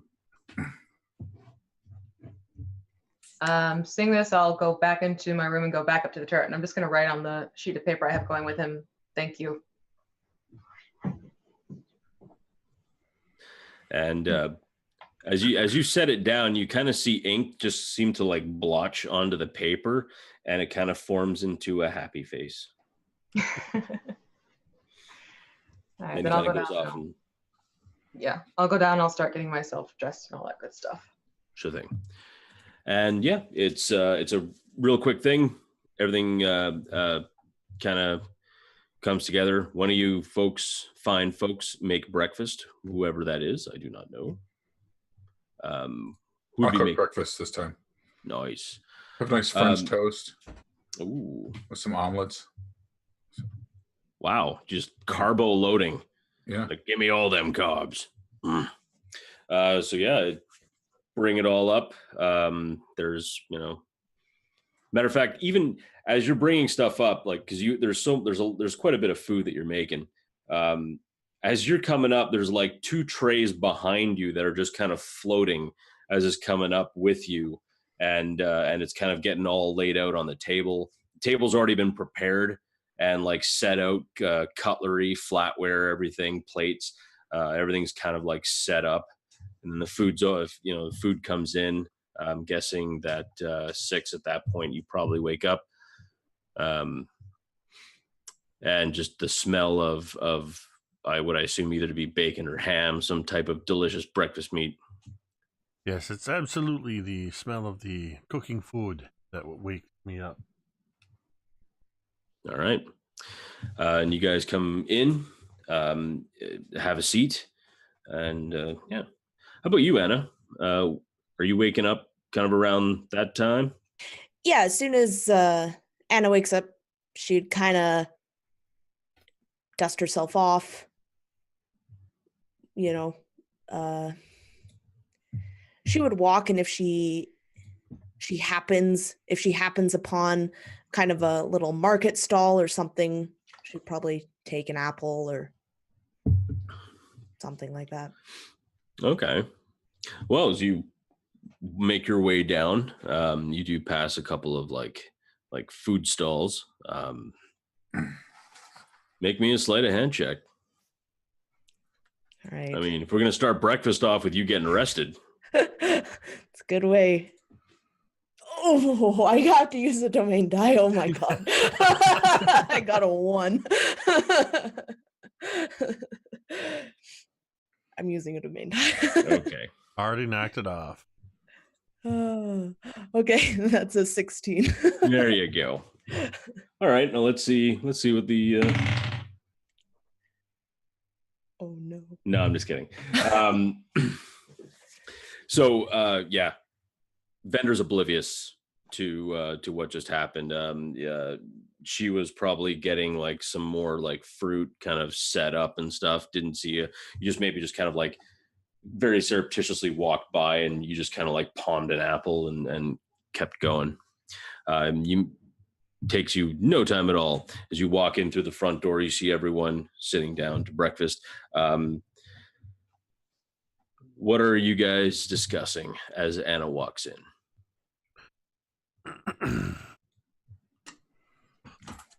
I imagine seeing just kind of through mouthfuls of food, talking to Bevyn. So we did a bit of detective work, and we are almost certain that it is a dark elf that was responsible for that beheading last night. I find out some of the same information on my end. So it is confirmed it is a drow. From what I hear, it's a member of the Brigand Earth.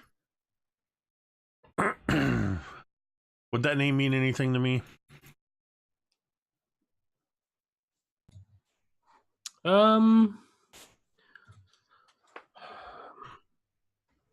If I mean, if it's a pretty deep underground kind of organization, yeah, I mean it is very secretive. I'll tell you what. I'll tell you I what. probably wouldn't.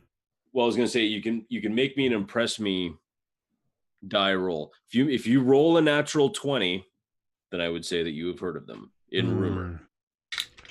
All right, this is where's my 60/20? All right. That is a natural 4. Yeah, that was Bergendorf. What? Bergendorf? That's the Brigand Earth. Bergendarth. Close enough. What you need to know, they're killers. They're dangerous. And I'll spend a few minutes explaining what I know about them, filling him in. Sure. And although not all of them are killers, and many of them do actually do fairly beneficial things to society, there are a few who have taken their hatred of surface elves or humans, taken it to a bit of an extreme, and without the fact that generally, organizations like, for example, the Harpers, you couldn't just walk in and wholesale slaughter an entire Xanathar group, or an entire Zentarum hideout. You can't just do that as a Harper or a Lord's Alliance or anything like that. You need justification. You need to arrest. Follow the code of the law. Same thing generally with the Brigand Earth, but with the Brigand Earth, there's a little bit less leeway on that. Like, well, you shouldn't do it, but we're not gonna kick you out because we kind of need you. So it kind of allows that kind of deep-seated, in some cases, deep hatred to manifest into things like this.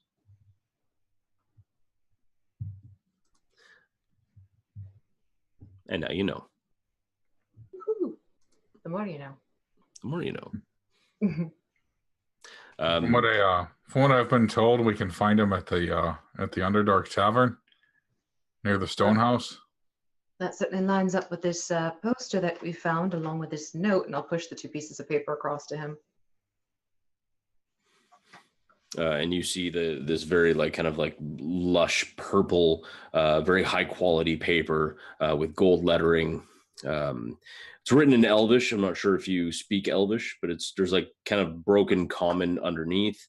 Basically, it's saying that at the Underdark, a performer by the name of Nilira will be playing the Elvish double harp, or the Drow double harp, tonight, and it's a thing. And yeah, Looks like it might be time for a show. Yeah, we were hoping to go to sort of make up for a rather dull opera.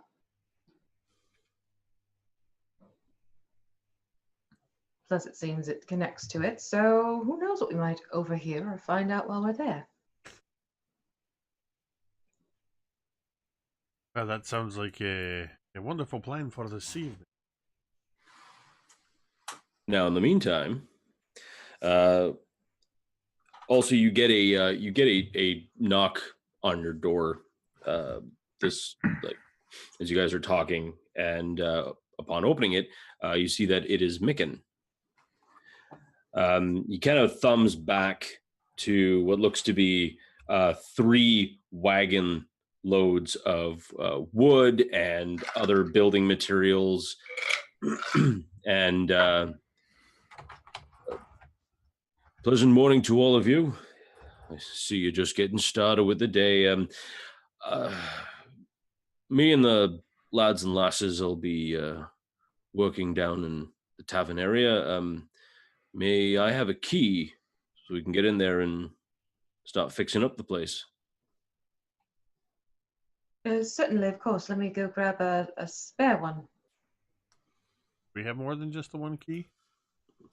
As you turn around, there's a key floating right in your face, Kiara. I'm going to grab it just as thank you, Liv, and turn around and hand it to Micken. Cheers. We'll keep this with us. Guild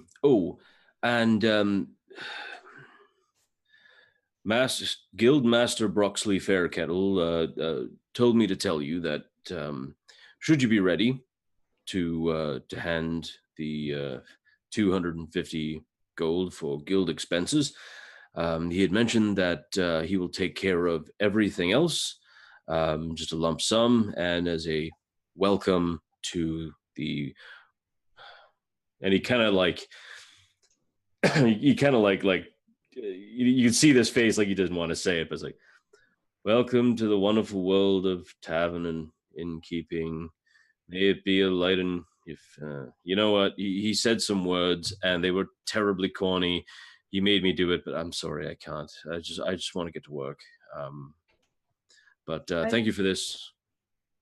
Just pretend it was something terribly witty and charming and not at all pretentious, and enjoy. And I'll make sure to tell him that we are very appreciative of the words and his well wishes. And of course, the Guild of Carpenters and Builders thanks you for your patronage. And if anything breaks, if there's any damage, just come let us know, and we will fix it for you for absolutely no cost. Wonderful, thank you. And so he turns around, goes down, and you hear him start to like talk in some rapid clip tones. You see, like looking out the window, you can even see if like there's quite a few like men and women who are kind of like in builder's gear, ready to go. They just start going in and start like doing all that stuff. So this begins the 10-day portion of the build. We're not ending it just yet, of course. From now, which is around, let's say 11:30 till the evening, which will probably be around 6:30, being autumn, sun's going to go down a bit earlier. What would you guys like to do in that time? I can take care of paying off the guildmaster, but we are 12 gold pieces short in our party funds. After paying Micken the discounted price for the work he's going to be doing, we have 238 gold pieces remaining. I had hoped to include a portion of my earnings from the Harpers, but, well... I can put in 12 to make up for it. Bev and I can go do it. We get 12 easily. We're trying to establish ourselves as a legitimate business. Perhaps it would not be so good. I mean, to be perfectly honest, the entirety of what we're paying for the guild and the inn is all on ill-gotten gains. Maybe we shouldn't push our luck too much. Right? What's a little bit more? Another 12, not going to add too much blood in, whatever. But yes, but at the moment we have the money right here. I've got an errand I want to run anyway. Well, take this 12 and let's get this squared away so now we're set and ready. All right, so I want to go, and I'll take the 250 and go meet up with Fairkettle. Right. But I also would like to, during the day, if I would like to find a jeweler and inquire about some custom work. All right. There it is. Sure. So you're actually, and interestingly enough, and thank goodness for this awesome interactive map, but you are able to basically kill two birds with one stone. You head down to the Fellowship Hall, which is right kind of behind Waterdeep Castle, or Castle Waterdeep. And the Fellowship Hall of Innkeepers, as you go in, Broxley takes your money and smiles, and there's some kind of he starts like rapid firing off a bunch of different names of people that may at some point come to visit. And I'm actually just trying to bring up my there it is. And he mentioned, he drops like Hammond Craddock's name of the Vintners, Distillers, and Brewers Guild, Justin Rask of the Guild of Butchers, Mira Vanillin of the Bakers Guild, and he kind of says this last name a little kind of quietly, but he's like, you also might get a bit of a visit from one Mr. Ordo Kane. And he kind of leaves it at that. Right, well, thank you very much. I'll make sure that all this money goes to its proper places. And thank you for joining up and starting your very first business here in the City of Splendors. And thank you very much. We are very excited to be a part of the entrepreneurial ventures of the City of Splendors. Oh, wonderful. I hope you don't mind. I'm probably going to come by every so often just to check on things, see how things are going, maybe stop in for a pint or two. We would be delighted to have you there. Oh, wonderful, wonderful. Right, well then, ta. And he kind of goes and starts gathering up like his travel jacket and everything else, and gets ready to go. As you kind of make your way down Waterdeep Way, you see another guild hall, and that would be the House of Gems, which is the guild hall for the Gem Cutters Guild, and it's right on, unsurprisingly, Gem Street. I'm not even making this up, I swear. No, I noticed that when you told me where I went and I looked it up on the map, that Gem Street was right in that area. But, I mean, do I want to go to the guild hall? It's up to you. It depends on what you're looking to... Well, I'm looking specifically for a jeweler's. I guess I could go in there and inquire. Sure, I'll go in.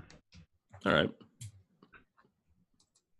So you see some like very, very nicely dressed, like they're wearing the Waterdeep version of Armani suits, and they all have like rings and different jewels, and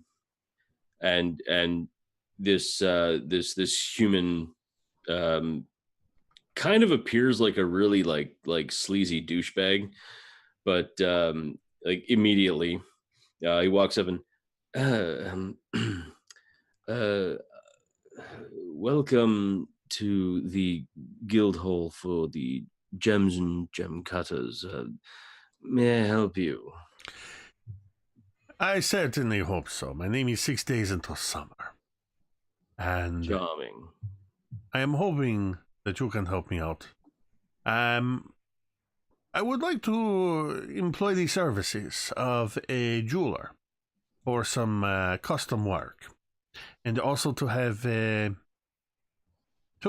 item appraised. And I was hoping you could point me to a jeweler, a specific jeweler, unless you can do this yourself here, where I could have this done. How much are you looking to spend? I was more inquiring to see what the custom work, to describe the work that I need done, and come to a fair price with the jeweler who is doing the work. I mean, money is no object, of course. He kind of rolls his eyes because he sees where you're coming from. Well, if you just go up the high road. Just take Waterdeep Way here to the high road. Turn left up the high road. Look immediately to your left. You'll see Olm Hazan's jewels. You can give him a shot. Will that be all? Absolutely. You've been a magnificent help. He and turns service. around and walks away, like while you're like halfway in conversation, just like walks to the back. I tip my hat, but I do so with my middle finger. Excellent. Gain a point of inspiration. I love it. Why not? So as you make your way to, you see, as you enter Olm Hazan's jewels, you see a tiny, even like shorter than normal, rock gnome, and she's kind of like very carefully cutting this what looks to be a like lovely and very sizable sapphire. Like you can see right through it. It's just absolutely like stunning. And she's just very, very carefully just like trying to cut this like last little bit and polish it up. And without even like taking her eyes off it. Hello, can I help you? Hello, my name is 6 days until summer, and I was hoping I could inquire about some custom work and for a bit of appraisal. She kind of reaches over and kind of puts an ocular in her eye. And what kind of appraisal would this be? Well, I have a piece of jewelry. I was hoping you could tell me a little bit about, a little bit more about its history. There was it is a ring that was left to me by my father when my mother passed away. And he unfortunately grew very sick and could not tell me the entire story of the origin of this ring. So I was hoping perhaps you were familiar with its design or the craftsmanship, and you could tell me a thing or two about it. Let me see. And I'm going to show her the serpent ring with the like signet and the jewel. Yeah. And she grabs an ocular and kind of ruby, less than fully flawless. Serpent design. And she kind of sniffs and she kind of bites at it. It's good gold. Very good gold. And then she kind of stares at it intently, and you can see for a moment her eyes kind of go from normal to like bright white, like lights. It's not magic. It is a signet ring.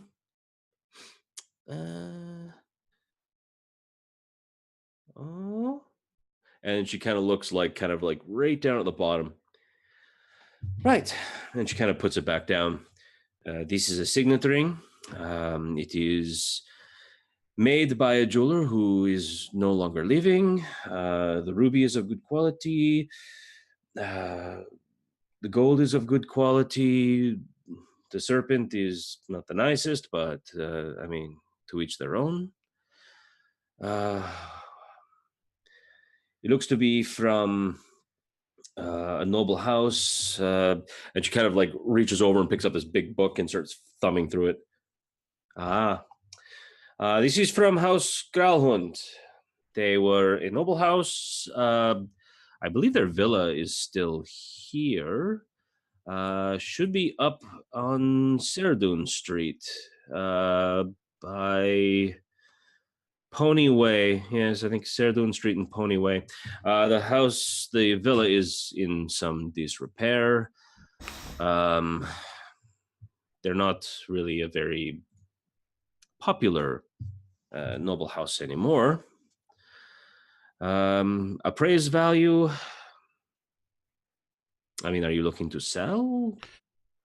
To be honest, it has a bit of a sentimental value to it, but it wouldn't hurt to know what it is worth. All right. If I were to break it apart down into its base metals, given the weight, given the ability of the attractiveness of the ruby. I would say that's 800 gold I would give you for this. However, and she slides the ring back like further. Normally, no noble house ever gives up their signet ring. Now, I will not say how you came into possession of such a thing. I do not know if it is through legal or illegal means, but I will tell you, I will not purchase this. Based on that, normally noble houses do not ever give up rings like this. They would sell their own kin into slavery before they would do that. Well, perhaps it is possible there is a connection of my family to this Growlhund family that I am unaware of. As I said, it was something that my father gave to me. I assure you, I have come by it by most honorable means.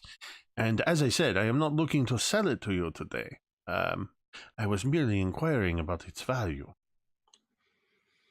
Right, well, 800 gold pieces is basically what I think most reputable jewelers, well, disreputable jewelers would pay for such an item. Well, as an heirloom, I would value it at priceless. And now, if you are amenable to it, I would like to inquire about some custom work. Yes, of course. And I would set out to describe, basically what I want to know from her is if she can make for me and how much it would cost. What I'm looking for is a button that is made of metal, and I will give her the approximate dimensions without showing her the item that I want to use as a base. But I want this button to have that the face of the button can, with a twist, be removed, and there is a hollow space inside that would be big enough, the dimensions I give her, to accommodate the Harper pin. All right, so the Harper pin is probably about the size of, I guess that would be like a silver dollar. Okay. So then maybe more like a pendant then, if it's that big. Okay. So, yes, we can do that. Gold for a pendant would be the easiest to work with, but a bit more valuable. Silver is a bit stronger, but I think that should be all right. I'm very partial to the silver. Okay. Silver pendant, so about yay big. That would probably run you 50 gold. Plus with a hidden compartment. Yeah, I would say 50. Actually, no, with a hidden compartment, I would say 40 gold because that would be less silver that I would need. Would you like any gems on this pendant? And you can see that I'm really thinking about this, like, oh man, I want this thing to be bedazzled. But no, a simple design would be perhaps a simple design of a pair of crossed swords. All right, a cliche, but all right. If you'd also like, one thing that we are starting to do now, if you can give us an accurate description to an artist, we can actually carve a cameo of a loved one with using mother of pearl. It is not the most cheapest route, but it would probably, well, not only add sentimental value, but also it would be quite lovely. Well, I have just paid the last of my gold to the guilds, as we are the new owners of the formerly the Troll Skull Manor, now the Nobody's Inn. And so I would like to reserve this commission with you. I will return at a time when I can employ your services. Of course, not the problem. Let us know, let me know, and I will see what I can do. As I realized I don't have that much gold. Yeah, that's kind of a thing. But okay, yeah, so, because ain't nobody taking my Harper pin again. Hey, I mean, you literally walked into that. Yes, I did. Like, and I gave you outs. There were so many outs. Even Kiara gave you outs. Yes, well, I am a tabaxi. Yes, well. So, feeling proud of myself for my accomplishments, I will bid a good day and to Omazan, and I will begin to head back. Not a problem. And now, how about the rest of you? Bevyn's basically just spent the day in the library, perusing the books in there, especially looking for anything that talks about the history of the neighborhood, history of the area, history of Waterdeep, anything like that. Just wants to improve on. You do find quite a few books in that regard. Some seem to be extremely old and very fragile books. Make me an investigation check and let me know what it is, like if there's anything specific you're looking for.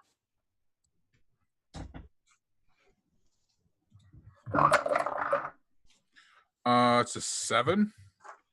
So, I mean, as far as specific information, anything especially regarding the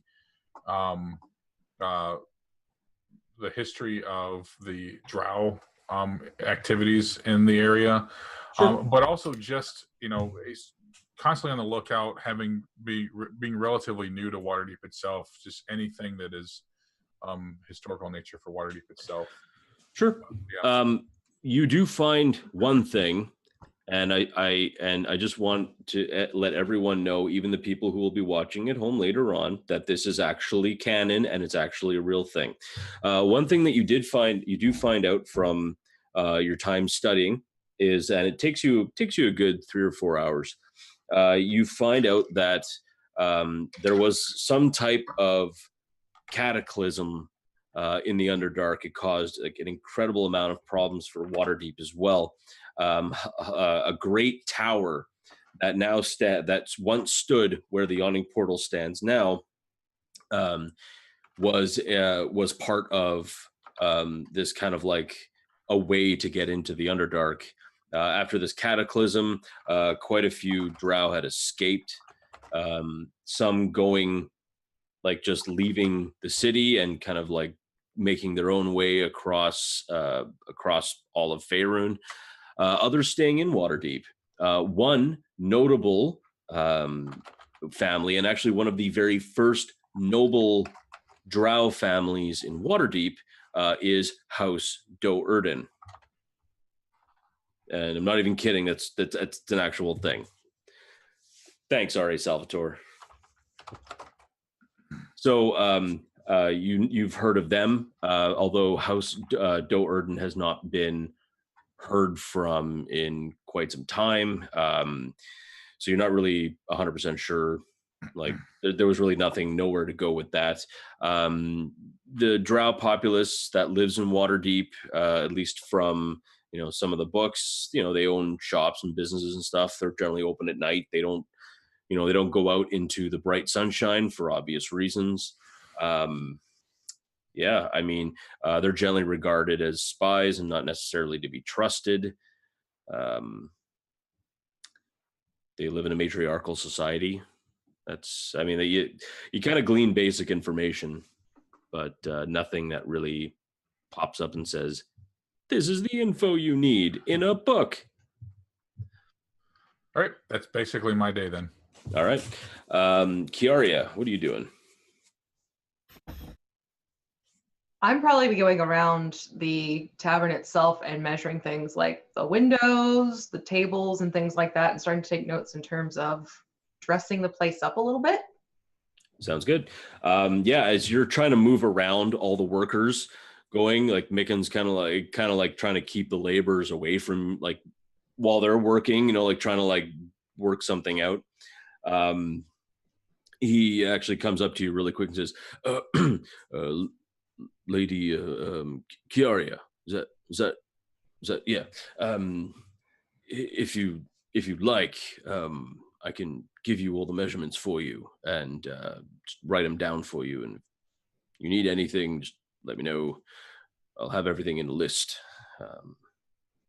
I was just getting measurements to sort of give myself something to start plotting on paper. But if you want to provide them for me, that would be wonderful. Because Oh yes, no, it's no trouble at all. No trouble, especially after your friend did the thing with the princess outfit.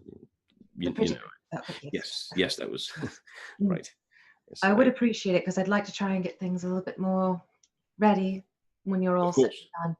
Yes, of course. Once we do have this place fixed up, we will be bringing in furniture as well.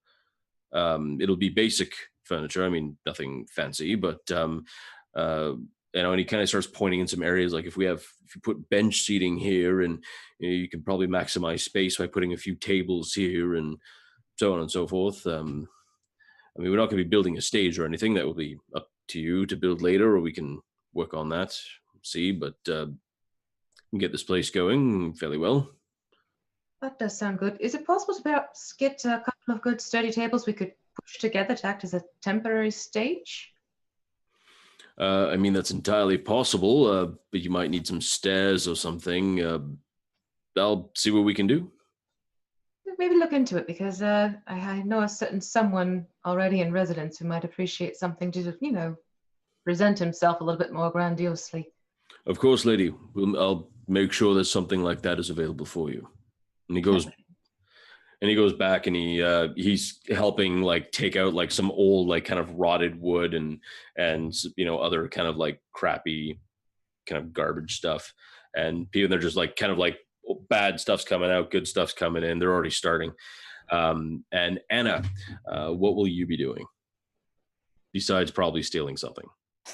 Anna is going to knock on the library door at some point when, I guess when Six is gone and when Kiara looks preoccupied.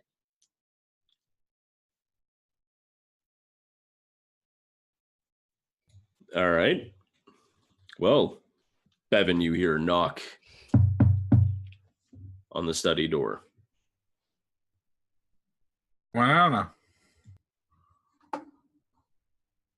And Anna would come in. So are we gonna kill him or what? She comes in and she just kind of sits on the desk. I look up confused. Who are we killing? The drow, is that the deal? I just want to be on the same page when we find out who this is. One way or the other doesn't bother me much, but I don't think Devil in the sense want to put him in jail. Don't think anybody's gonna look one way or the other if we do some killing along the way. Right. Well, I was just thinking if they somehow find out that we're doing this for, one faction and then another, and then they get upset and we've started a war.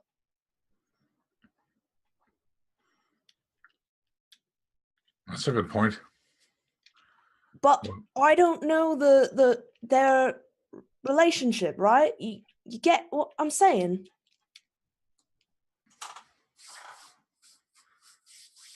Right? Have the other two said anything about what their plans are? No, but do you really think that Kiara is gonna, just stab him right on the spot? No. If there's killing to be done, it'll be you. But something tells me we're not getting out of this with an arrest. Kind of The kind of draw that goes around killing others in the dark.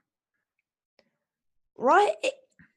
I was just very confused. So I thought, I know the last time something like this happened, things got messy. So I just want to make sure.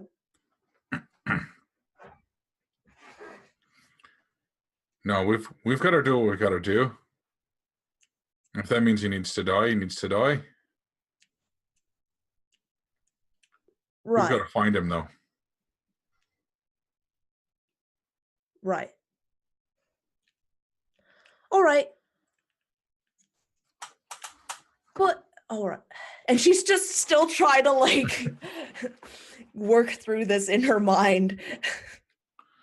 I don't know if I took the notes on this, but was the instruction from Davil to find and kill this person, or just to find out who the heck is doing it? To find to stop the murders. Stop the murders. Okay, that's what I thought. But so I mean, how you stop it is entirely up to you. You kill this individual, or you fight this individual, and you spank this individual. That's in reference to injuring this person enough so that they get the message, not literally with safe words and stuff. I mean, what kind of, if the opportunity presents it for you to kill him, whether it be in secret or in the open, you know what to do. But again, I don't think we're getting out of this without a fight. And once we're fighting, the killing's going to happen. Right. Yeah, I can see that. I just ate all this political. Does my head in. Well, that's my part of the business. So if you're not sure, just look to me. That's why you're the talker, I'm the doer. Got it. I'll talk, you stab. All right. And she would just leave and proceed to go upstairs and start sharpening her daggers. As you go into your room, you find that your bed is made. Any divots or any like damage that you've done to the door or the wall or the ceiling or the floors through any sort of thing is fixed. All the wood is cleaned up. All of your things have been like unpacked and put into places. As you walk in, you see the wet stone that you had in your bag kind of like floating up and then just kind of like placed down upon your bed.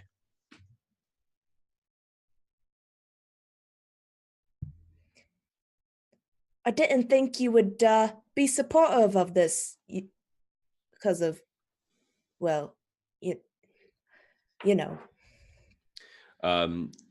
You don't hear anything, but you just feel a hand on your shoulder, not like a hard grip, but like a comforting hand on your shoulder.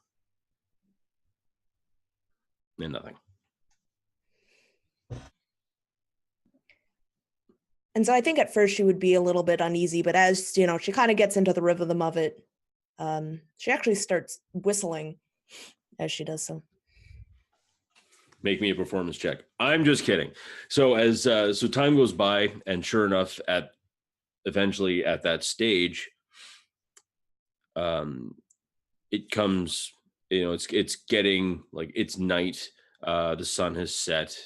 It's dark, and strangely enough, in your kind of area, it seems that since this is a slightly like more wealthier neighborhood, most folks just leave and go to like other places like the Castle Ward. They go to taverns there, or even the Sea Ward, where there's like upscale places, the theater, which I think they're doing a run on. Somebody wrote an opera about some adventurers in Chult stopping some sort of a thing. It would never fly. There's an Azamar in it. I don't get it. But and that's apparently all sung in Dwarvish. So I mean, it's you know, it's the theater, and a lot of other people are just like kind of going out in carriages, and strangely enough, like Troll Skull Alley is really quiet.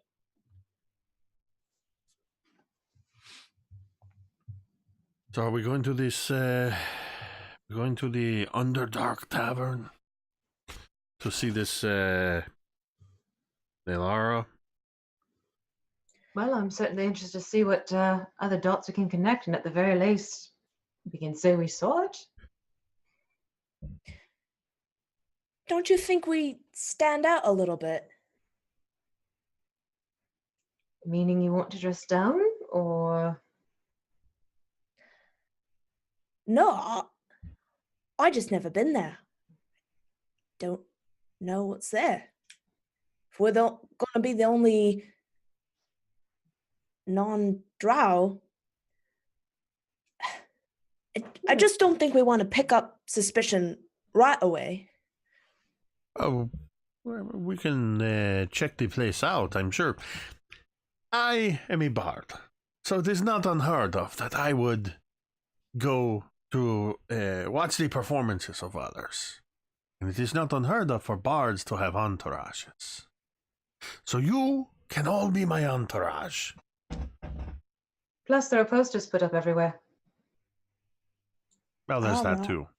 with Common. Granted, it wasn't exactly the most poetic, but clearly they were trying to attract other people. I think we will be fine. But if anybody seems a bit suspicious, I am the bard, you're my entourage. It's a good cover story.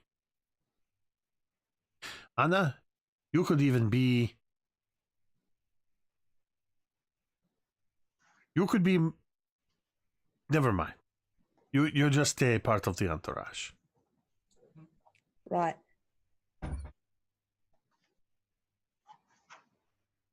Let us go. And that's how Six just saved his own life.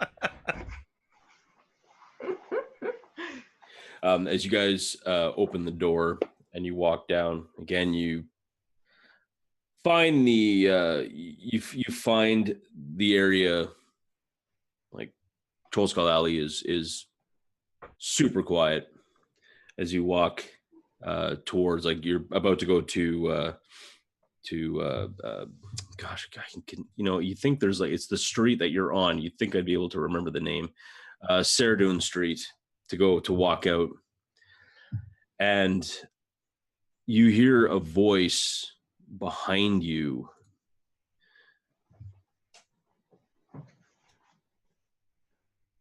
I do not like to have my hunt disrupted.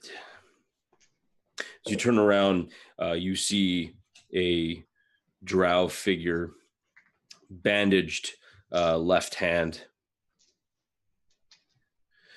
He takes a slow walk and kind of stands in this kind of like a slightly open area right in front of Troll Skull Manor.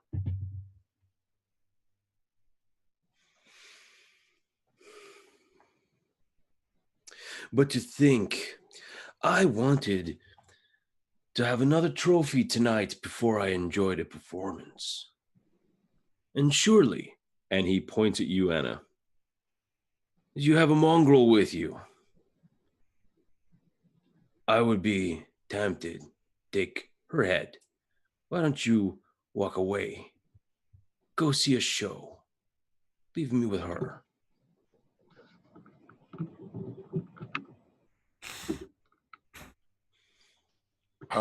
I'm going to turn to Anna and just kind of like half bow and gesture towards him.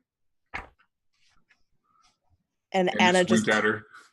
Anna just kind of smiles, and you see just out from the back, she just takes these two daggers and she's just gonna frickin' charge. And we're going to roll for initiative, folks.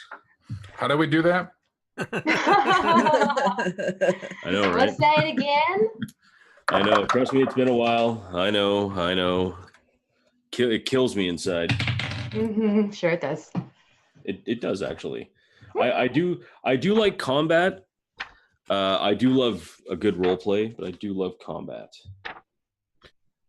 Well, if a certain rogue would have been here at the beginning, we would have had this fight earlier. I'm just picking on you, Dwight. But you know who's keeping track of that? You. Okay. Oops, let's not spell that. Kiara, what's your dexterity modifier? 2. Okay.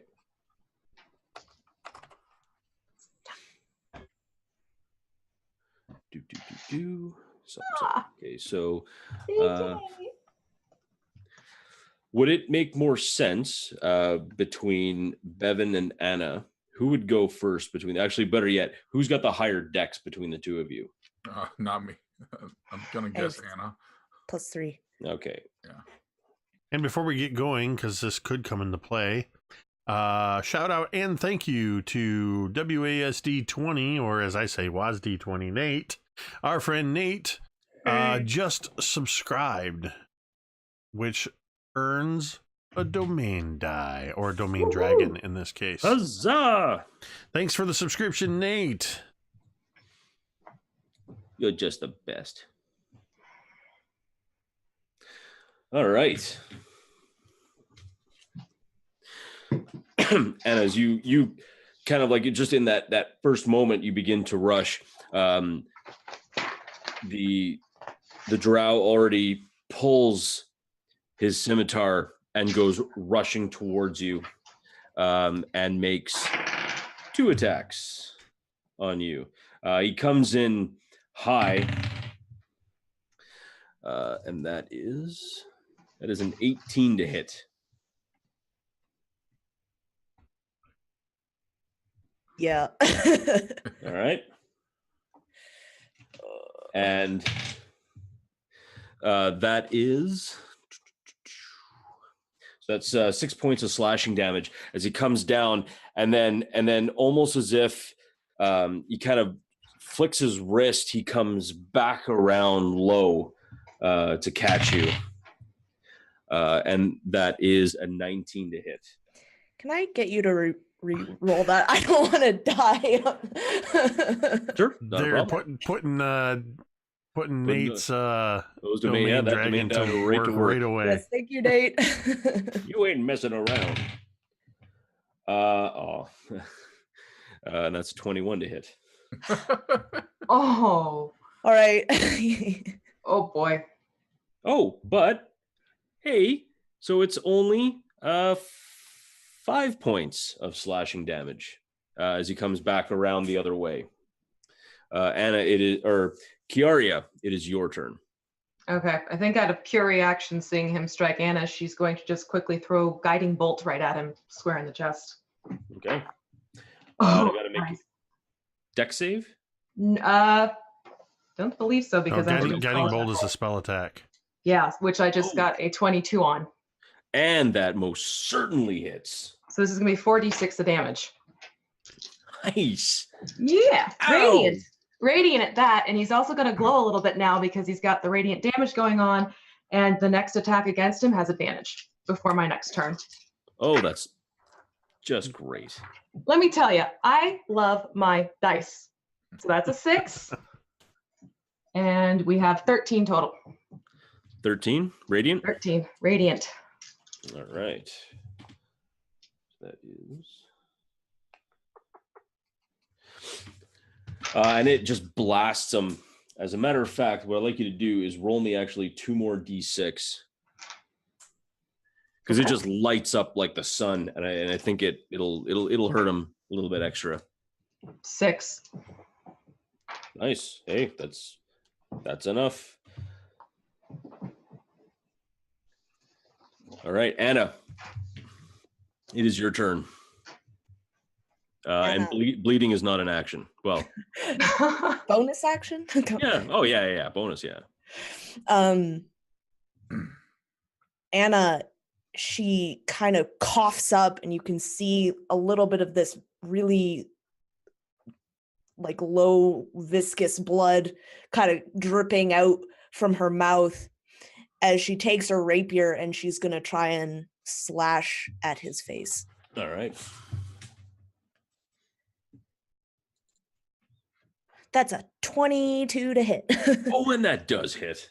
Does are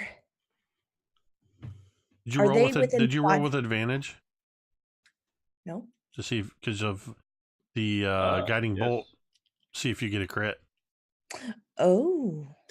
Mhm. I did. Oh my god. No way. Yeah. I'm calling shenanigans. Shenanigans, I say. I That reaction, are you kidding me? I know, right? I couldn't. Okay. It's okay. No, I believe you. So, as far as crits are concerned, do it the same way as we do in Chult. So, max damage, and then roll another d8. So it's whatever your max damage would be. So 8, roll a d8, and then add your damage bonus to that. Right. Okay.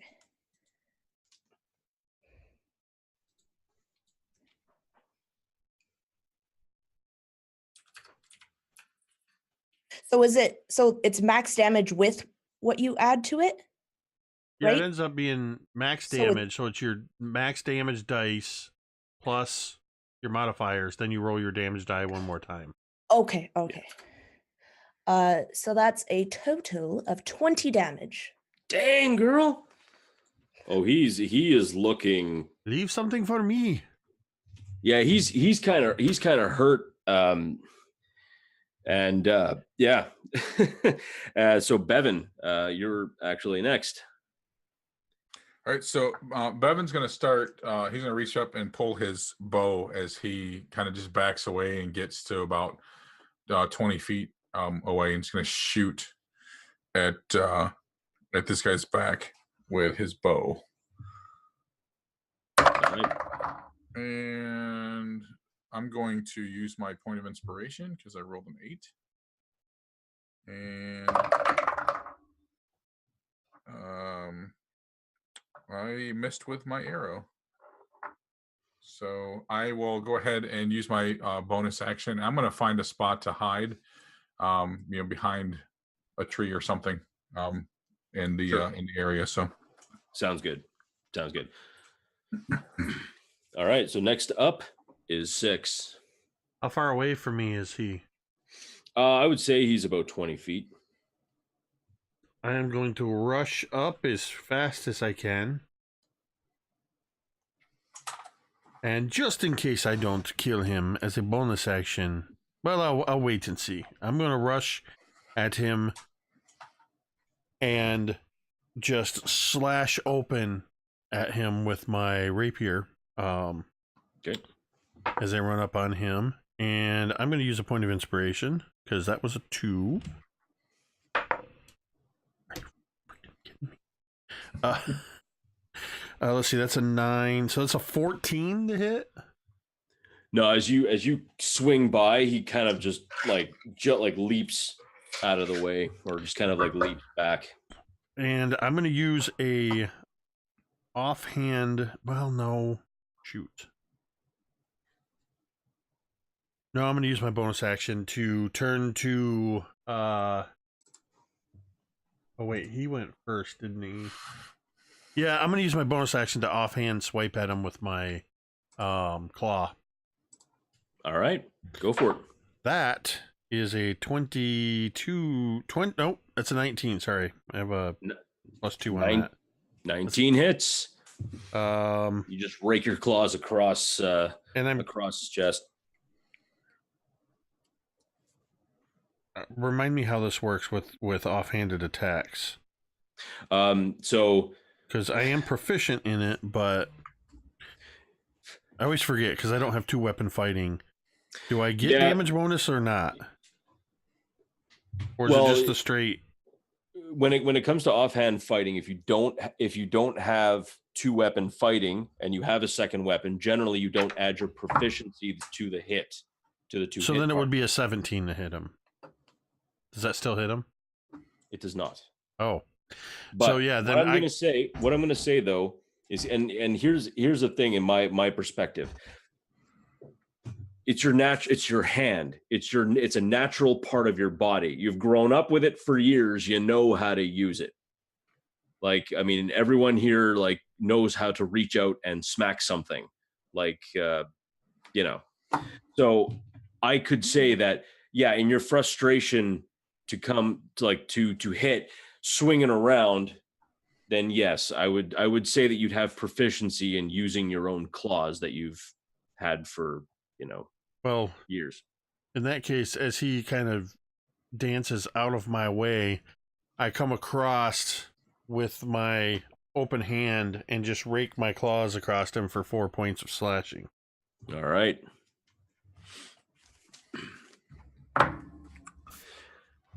Solyun kind of falls to one knee, and he's coughing blood, and he looks at all of you. Came to the wrong neighborhood, motherfucker. Meow. He gets up. I see. Okay.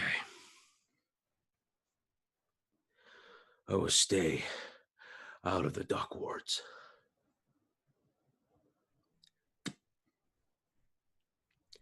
And Really? he takes a step backward. Actually, he takes several steps backward. Walks out about 15 feet. And then he draws this weird contraption that you've heard talking about. And he looks at the four of you.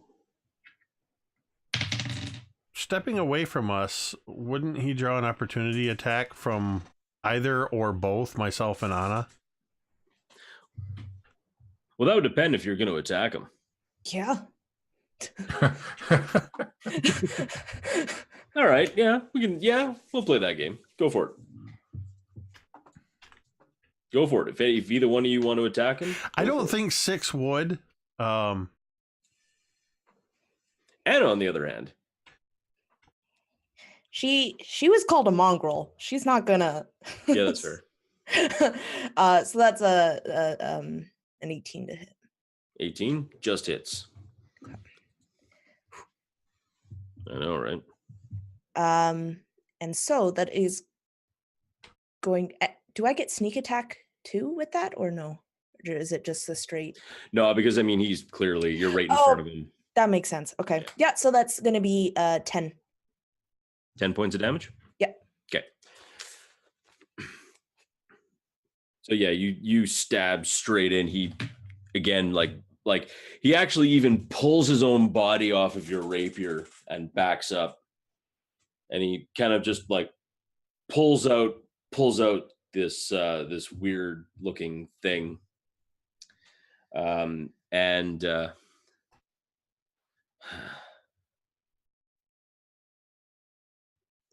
He points it right at you, 6. Of course. Of course. Does a 24 hit you? Just.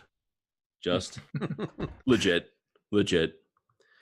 Okay, well, this is not going to tickle. I'm not going to lie to you. Okay, so you take 11 points of piercing as this bullet just strikes you kind of just like off to your side. And then you feel a bit strange.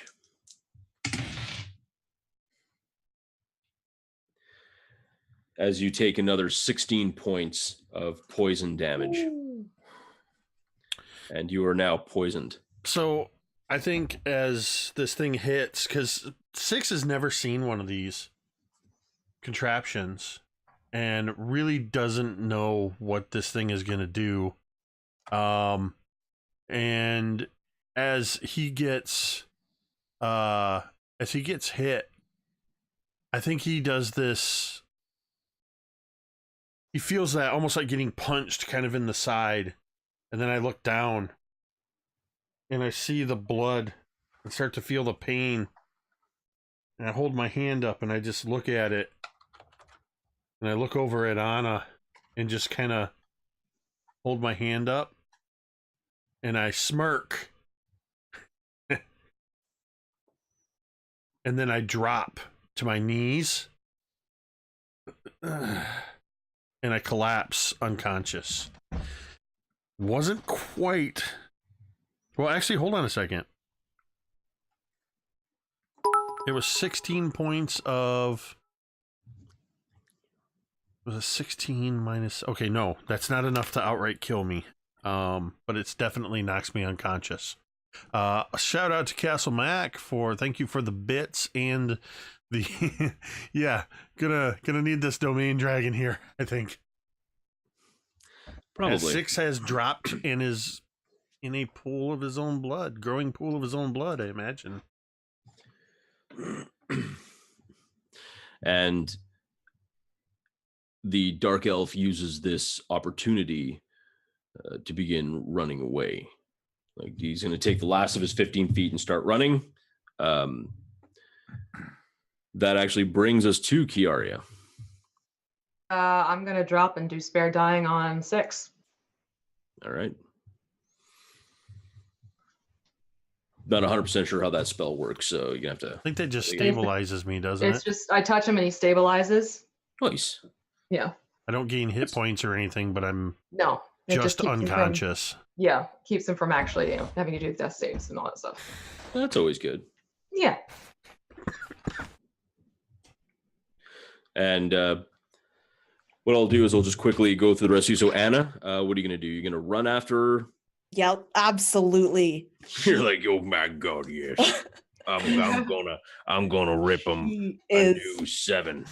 yeah, she has this anger in her eyes as she just starts booking it. Anna has taken 1 level in Barbarian. She would like to rage. So, all right. And then what about you, Bevyn? Bevyn is going to shoot with his short bow. Okay.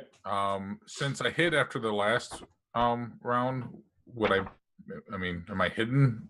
We didn't really verify that, so I would say that if you were able but I was to... definitely trying to circle around and get out of his or her line of sight while things were going down away from me. So For sure. advantage here.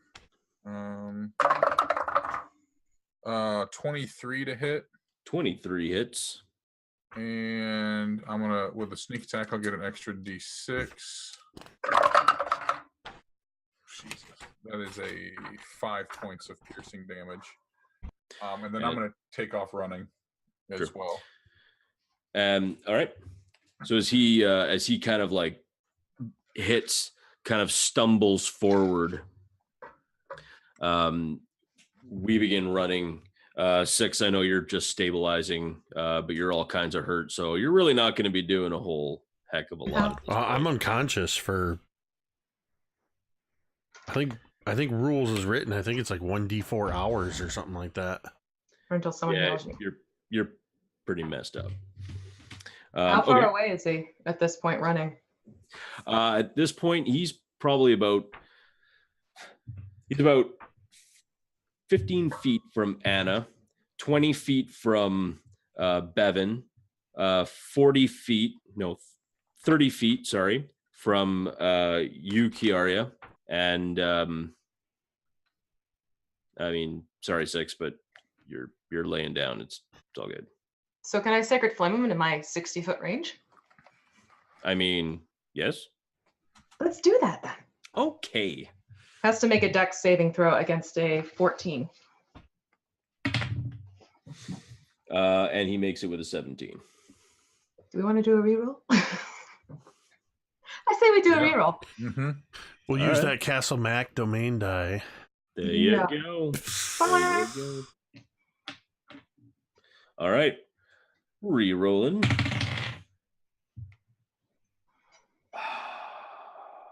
I mean, he's got a high dexterity, but I still rolled a natural 4, so he doesn't make it. Nice. Okay. So then he's going to be taking 4 points radiant damage again. All right.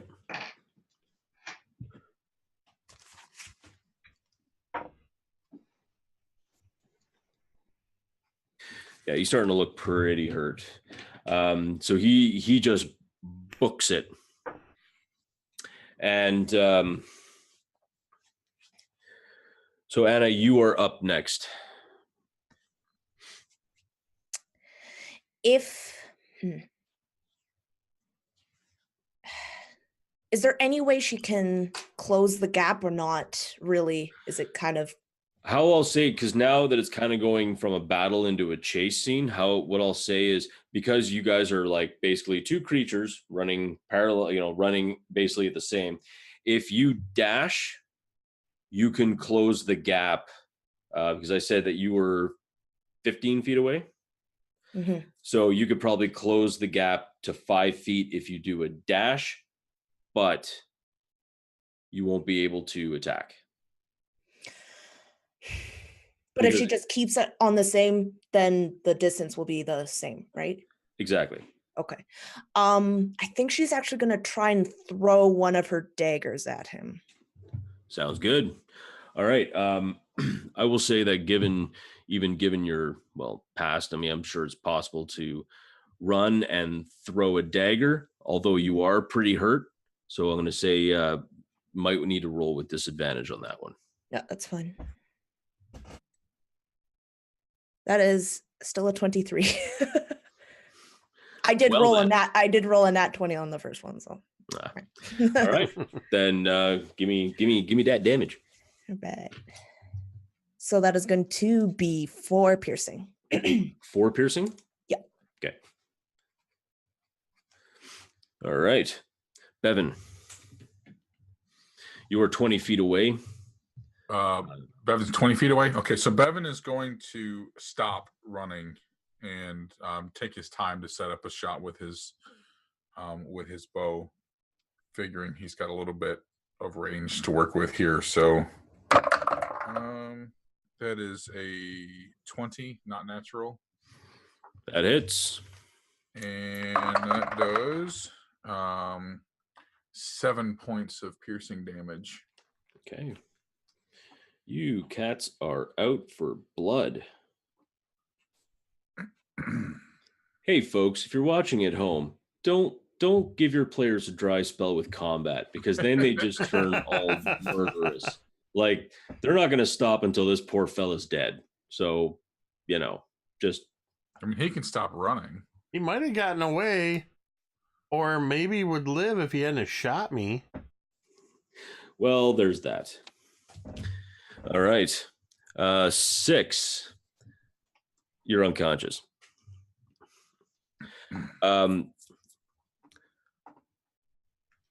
The dark elf, as he's running, kind of stops for a moment, and you see him kind of like, it looks like he's stretching his arms out, and he begins to kind of like twist.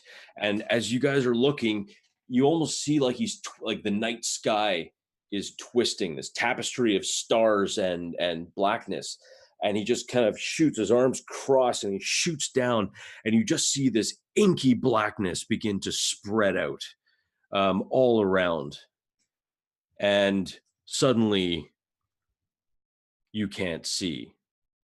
Anna, Bevyn, it just seems like a wall of pitch black.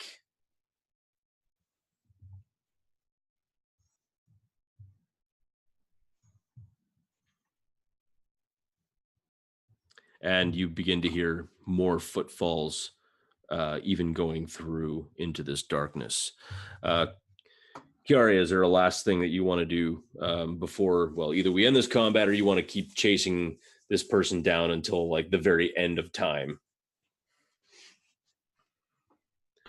And yay! It's not just me. V pulls a mic, muted. It's not just me. Yeah, but that was a sympathy. Sorry. That was a sympathy thing. I will do Cure Wounds on 6. All right. At this point. So, hold on. I had a D8. Where did it go? There it is. Okay. So 6 is going to be getting much better soon with a 12. Oh. Ow.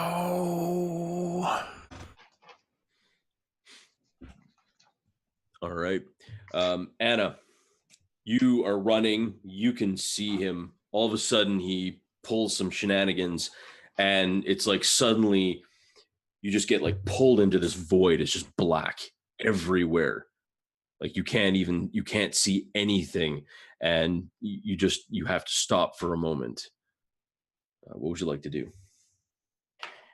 She is going to try and dash in the direction that she was headed and that she saw him go. Okay. As you make a dash, what I need you to do is I need you to make me an acrobatics, or actually a dexterity saving throw.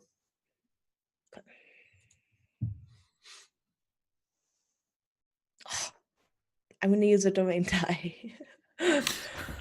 I've never wanted something so bad as I do right now. I don't know why.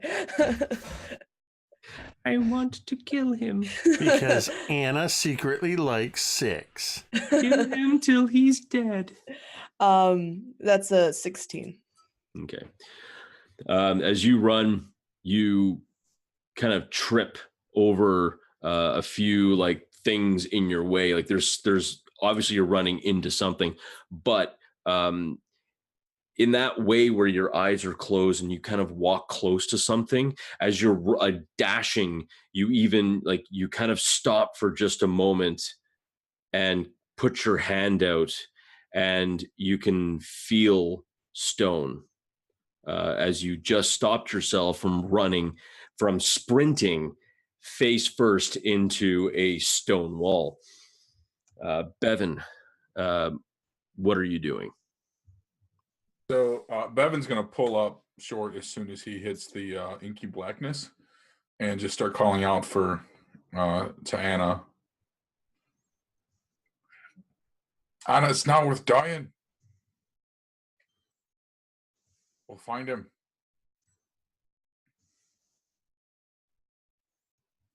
You can hear like Anna just yelling. That gutless twat. Oh, and she's just like yelling as you can hear her like kicking the wall. And so as I hear her cursing the wall, I'll just head in that direction, trying to find her in the dark. All right. You eventually find yourselves as the spell dissipates. It almost seems like if you've ever seen like iron filings under magnetism, where it just kind of like seems to like kind of like fluff up, but if you take the magnet away, it just and just the same as this darkness, it almost seems to just like drop and just kind of spill out over through the cobblestones, and you can see it just seeping into the ground and kind of disappearing. Anna, you're left now being able to see, and it's almost really, really difficult, even at night. Your eyes have adjusted to this almost complete blackness, and it's almost difficult to see now with just the lamp lights and the stars out.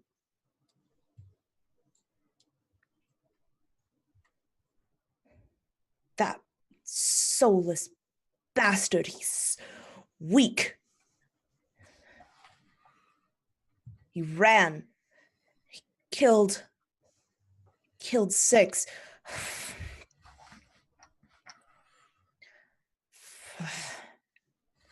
We don't know that. We should head back and check on him. We bested him today, and we'll best him again. Right, we look for him first thing tomorrow. First thing. We'll find him, Anna. I'll find him and I'll got him. I'll got him chest to spleen. She's gonna walk back with Bevyn. And I'm gonna kind of give her a few steps before I follow along. So you guys make your way back to both Kiara and Six. Six, how you feeling, buddy? How's it going?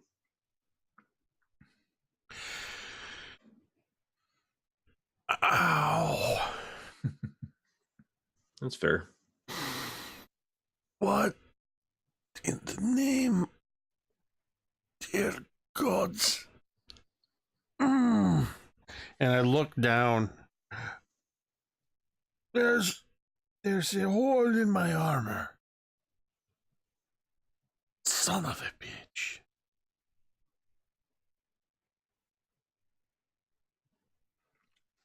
Let's get you home, Six.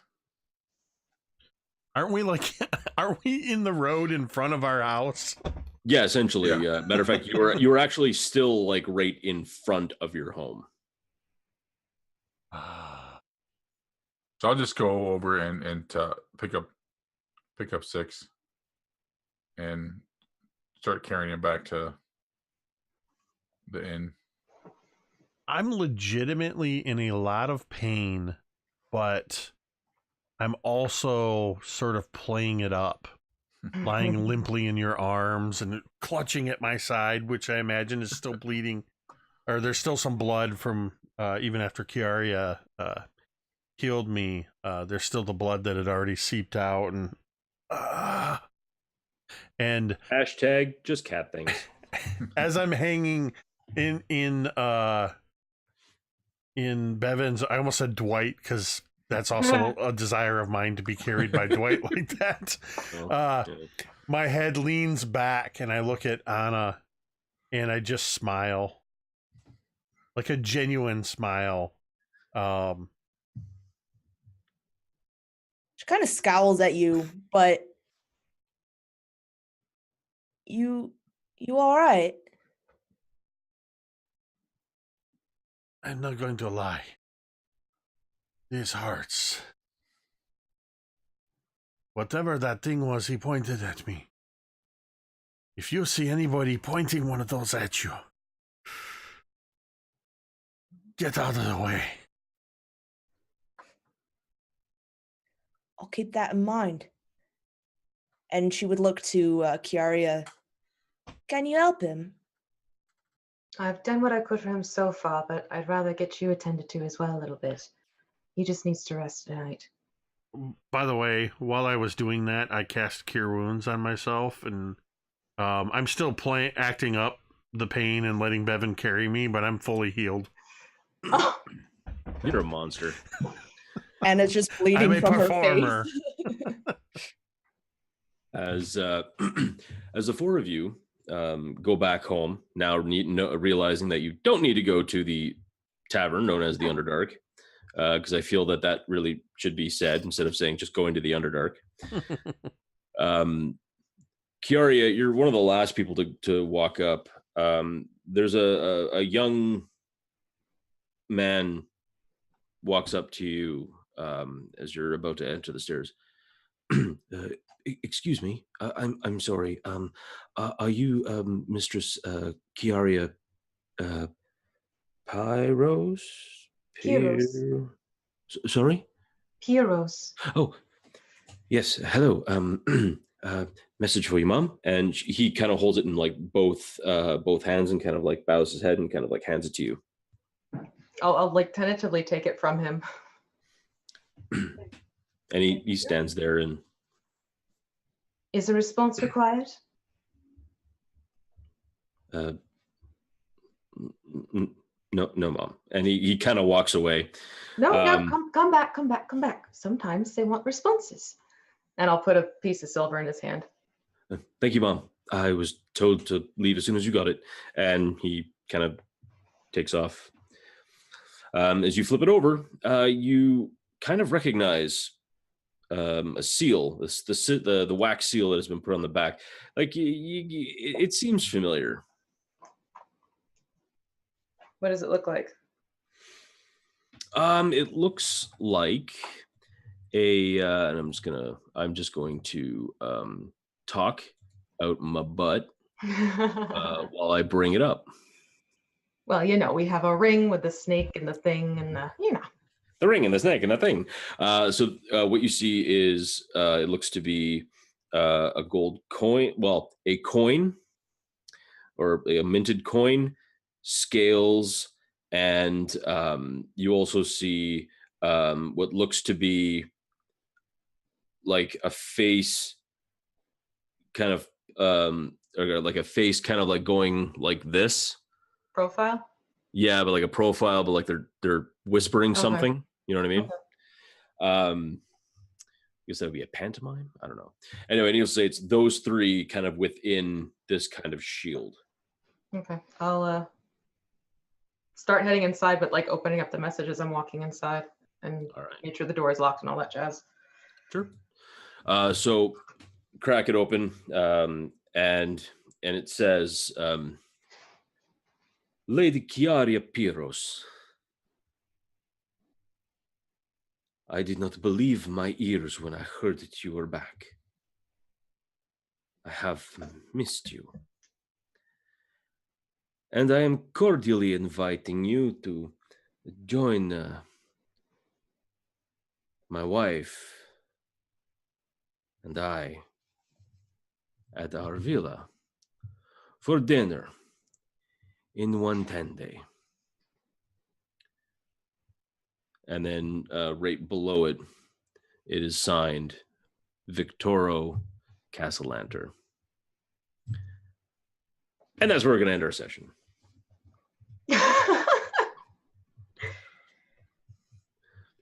I do not like getting shot. I just want to go on the record. Oh, Nope. I do want to say, Mike, Hmm? that was hands down the coolest description of the casting and dissipation of the darkness spell that I have ever heard. Mm-hmm. That Spell was descriptions amazing. for me. If playing a caster wasn't so frustrating for me for some unknown reason, I would play more because spell descriptions are just like, yes, give me all the creativity in that. And for you watching at home, if you play casters, go wild, go ham with your spell descriptions, because everyone think of a spell like a story. Everyone casts a spell a different way. Everyone tells a story a different way. So if you think of your spells as like your one way to like just stretch out, you can make the most mundane spell like magic missile, like the coolest freaking thing ever. Or even mending, or even cure wounds. Like it's a lot of different stuff. But anyway, I have blathered on. Well, too long. This game, thankfully, we got a combat in there, and even though we didn't get to kill him, it was a good way to end because this is the last session for a few weeks. I believe All That Glitters will be returning on January 7th. So we are going to have a 2-week break for, obviously, because Christmas Eve and New Year's Eve are both on Mondays, and we're not going to be playing. And so we will return with All That Glitters. Cult of Personality will be returning on the 6th. All That Glitters will return on the 7th. And on the 10th will be the premiere of Season 2, The Forge of Fury on Thursday nights. I want to say a huge thank you to Mike, our DM, for all the hard work he puts into running these games. And of course to Megan, V, and Dwight for being a part of this. And I get to play in it, so that's cool too. And a huge shout out to the audience. We had a few people watching tonight. We had a subscription. Castle Mac, I just want to point out that when he cheered, he used a special charity cheer. Nearly 180,000 has been raised for direct relief. And there's some information there, a link for that charity. So thank you to everybody who tunes in, who participates in that way. We will be returning in the new year. In the meantime, I want to wish everybody a happy Christmas, happy holidays, whatever it is you may celebrate, or just hope you enjoy your time if you don't celebrate anything. And looking forward to going into the new year. Please consider subscribing to Mini Terrain Domain or following on the different channels. We've got lots of exciting new things coming in the new year. Be sure to check out above all of our heads is our Twitter handles. And when the VOD goes up on YouTube, all of our links to our YouTube channels and everything else are down in the description.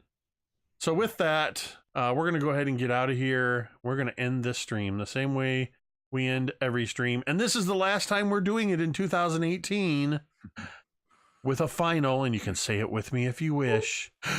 Metadeath.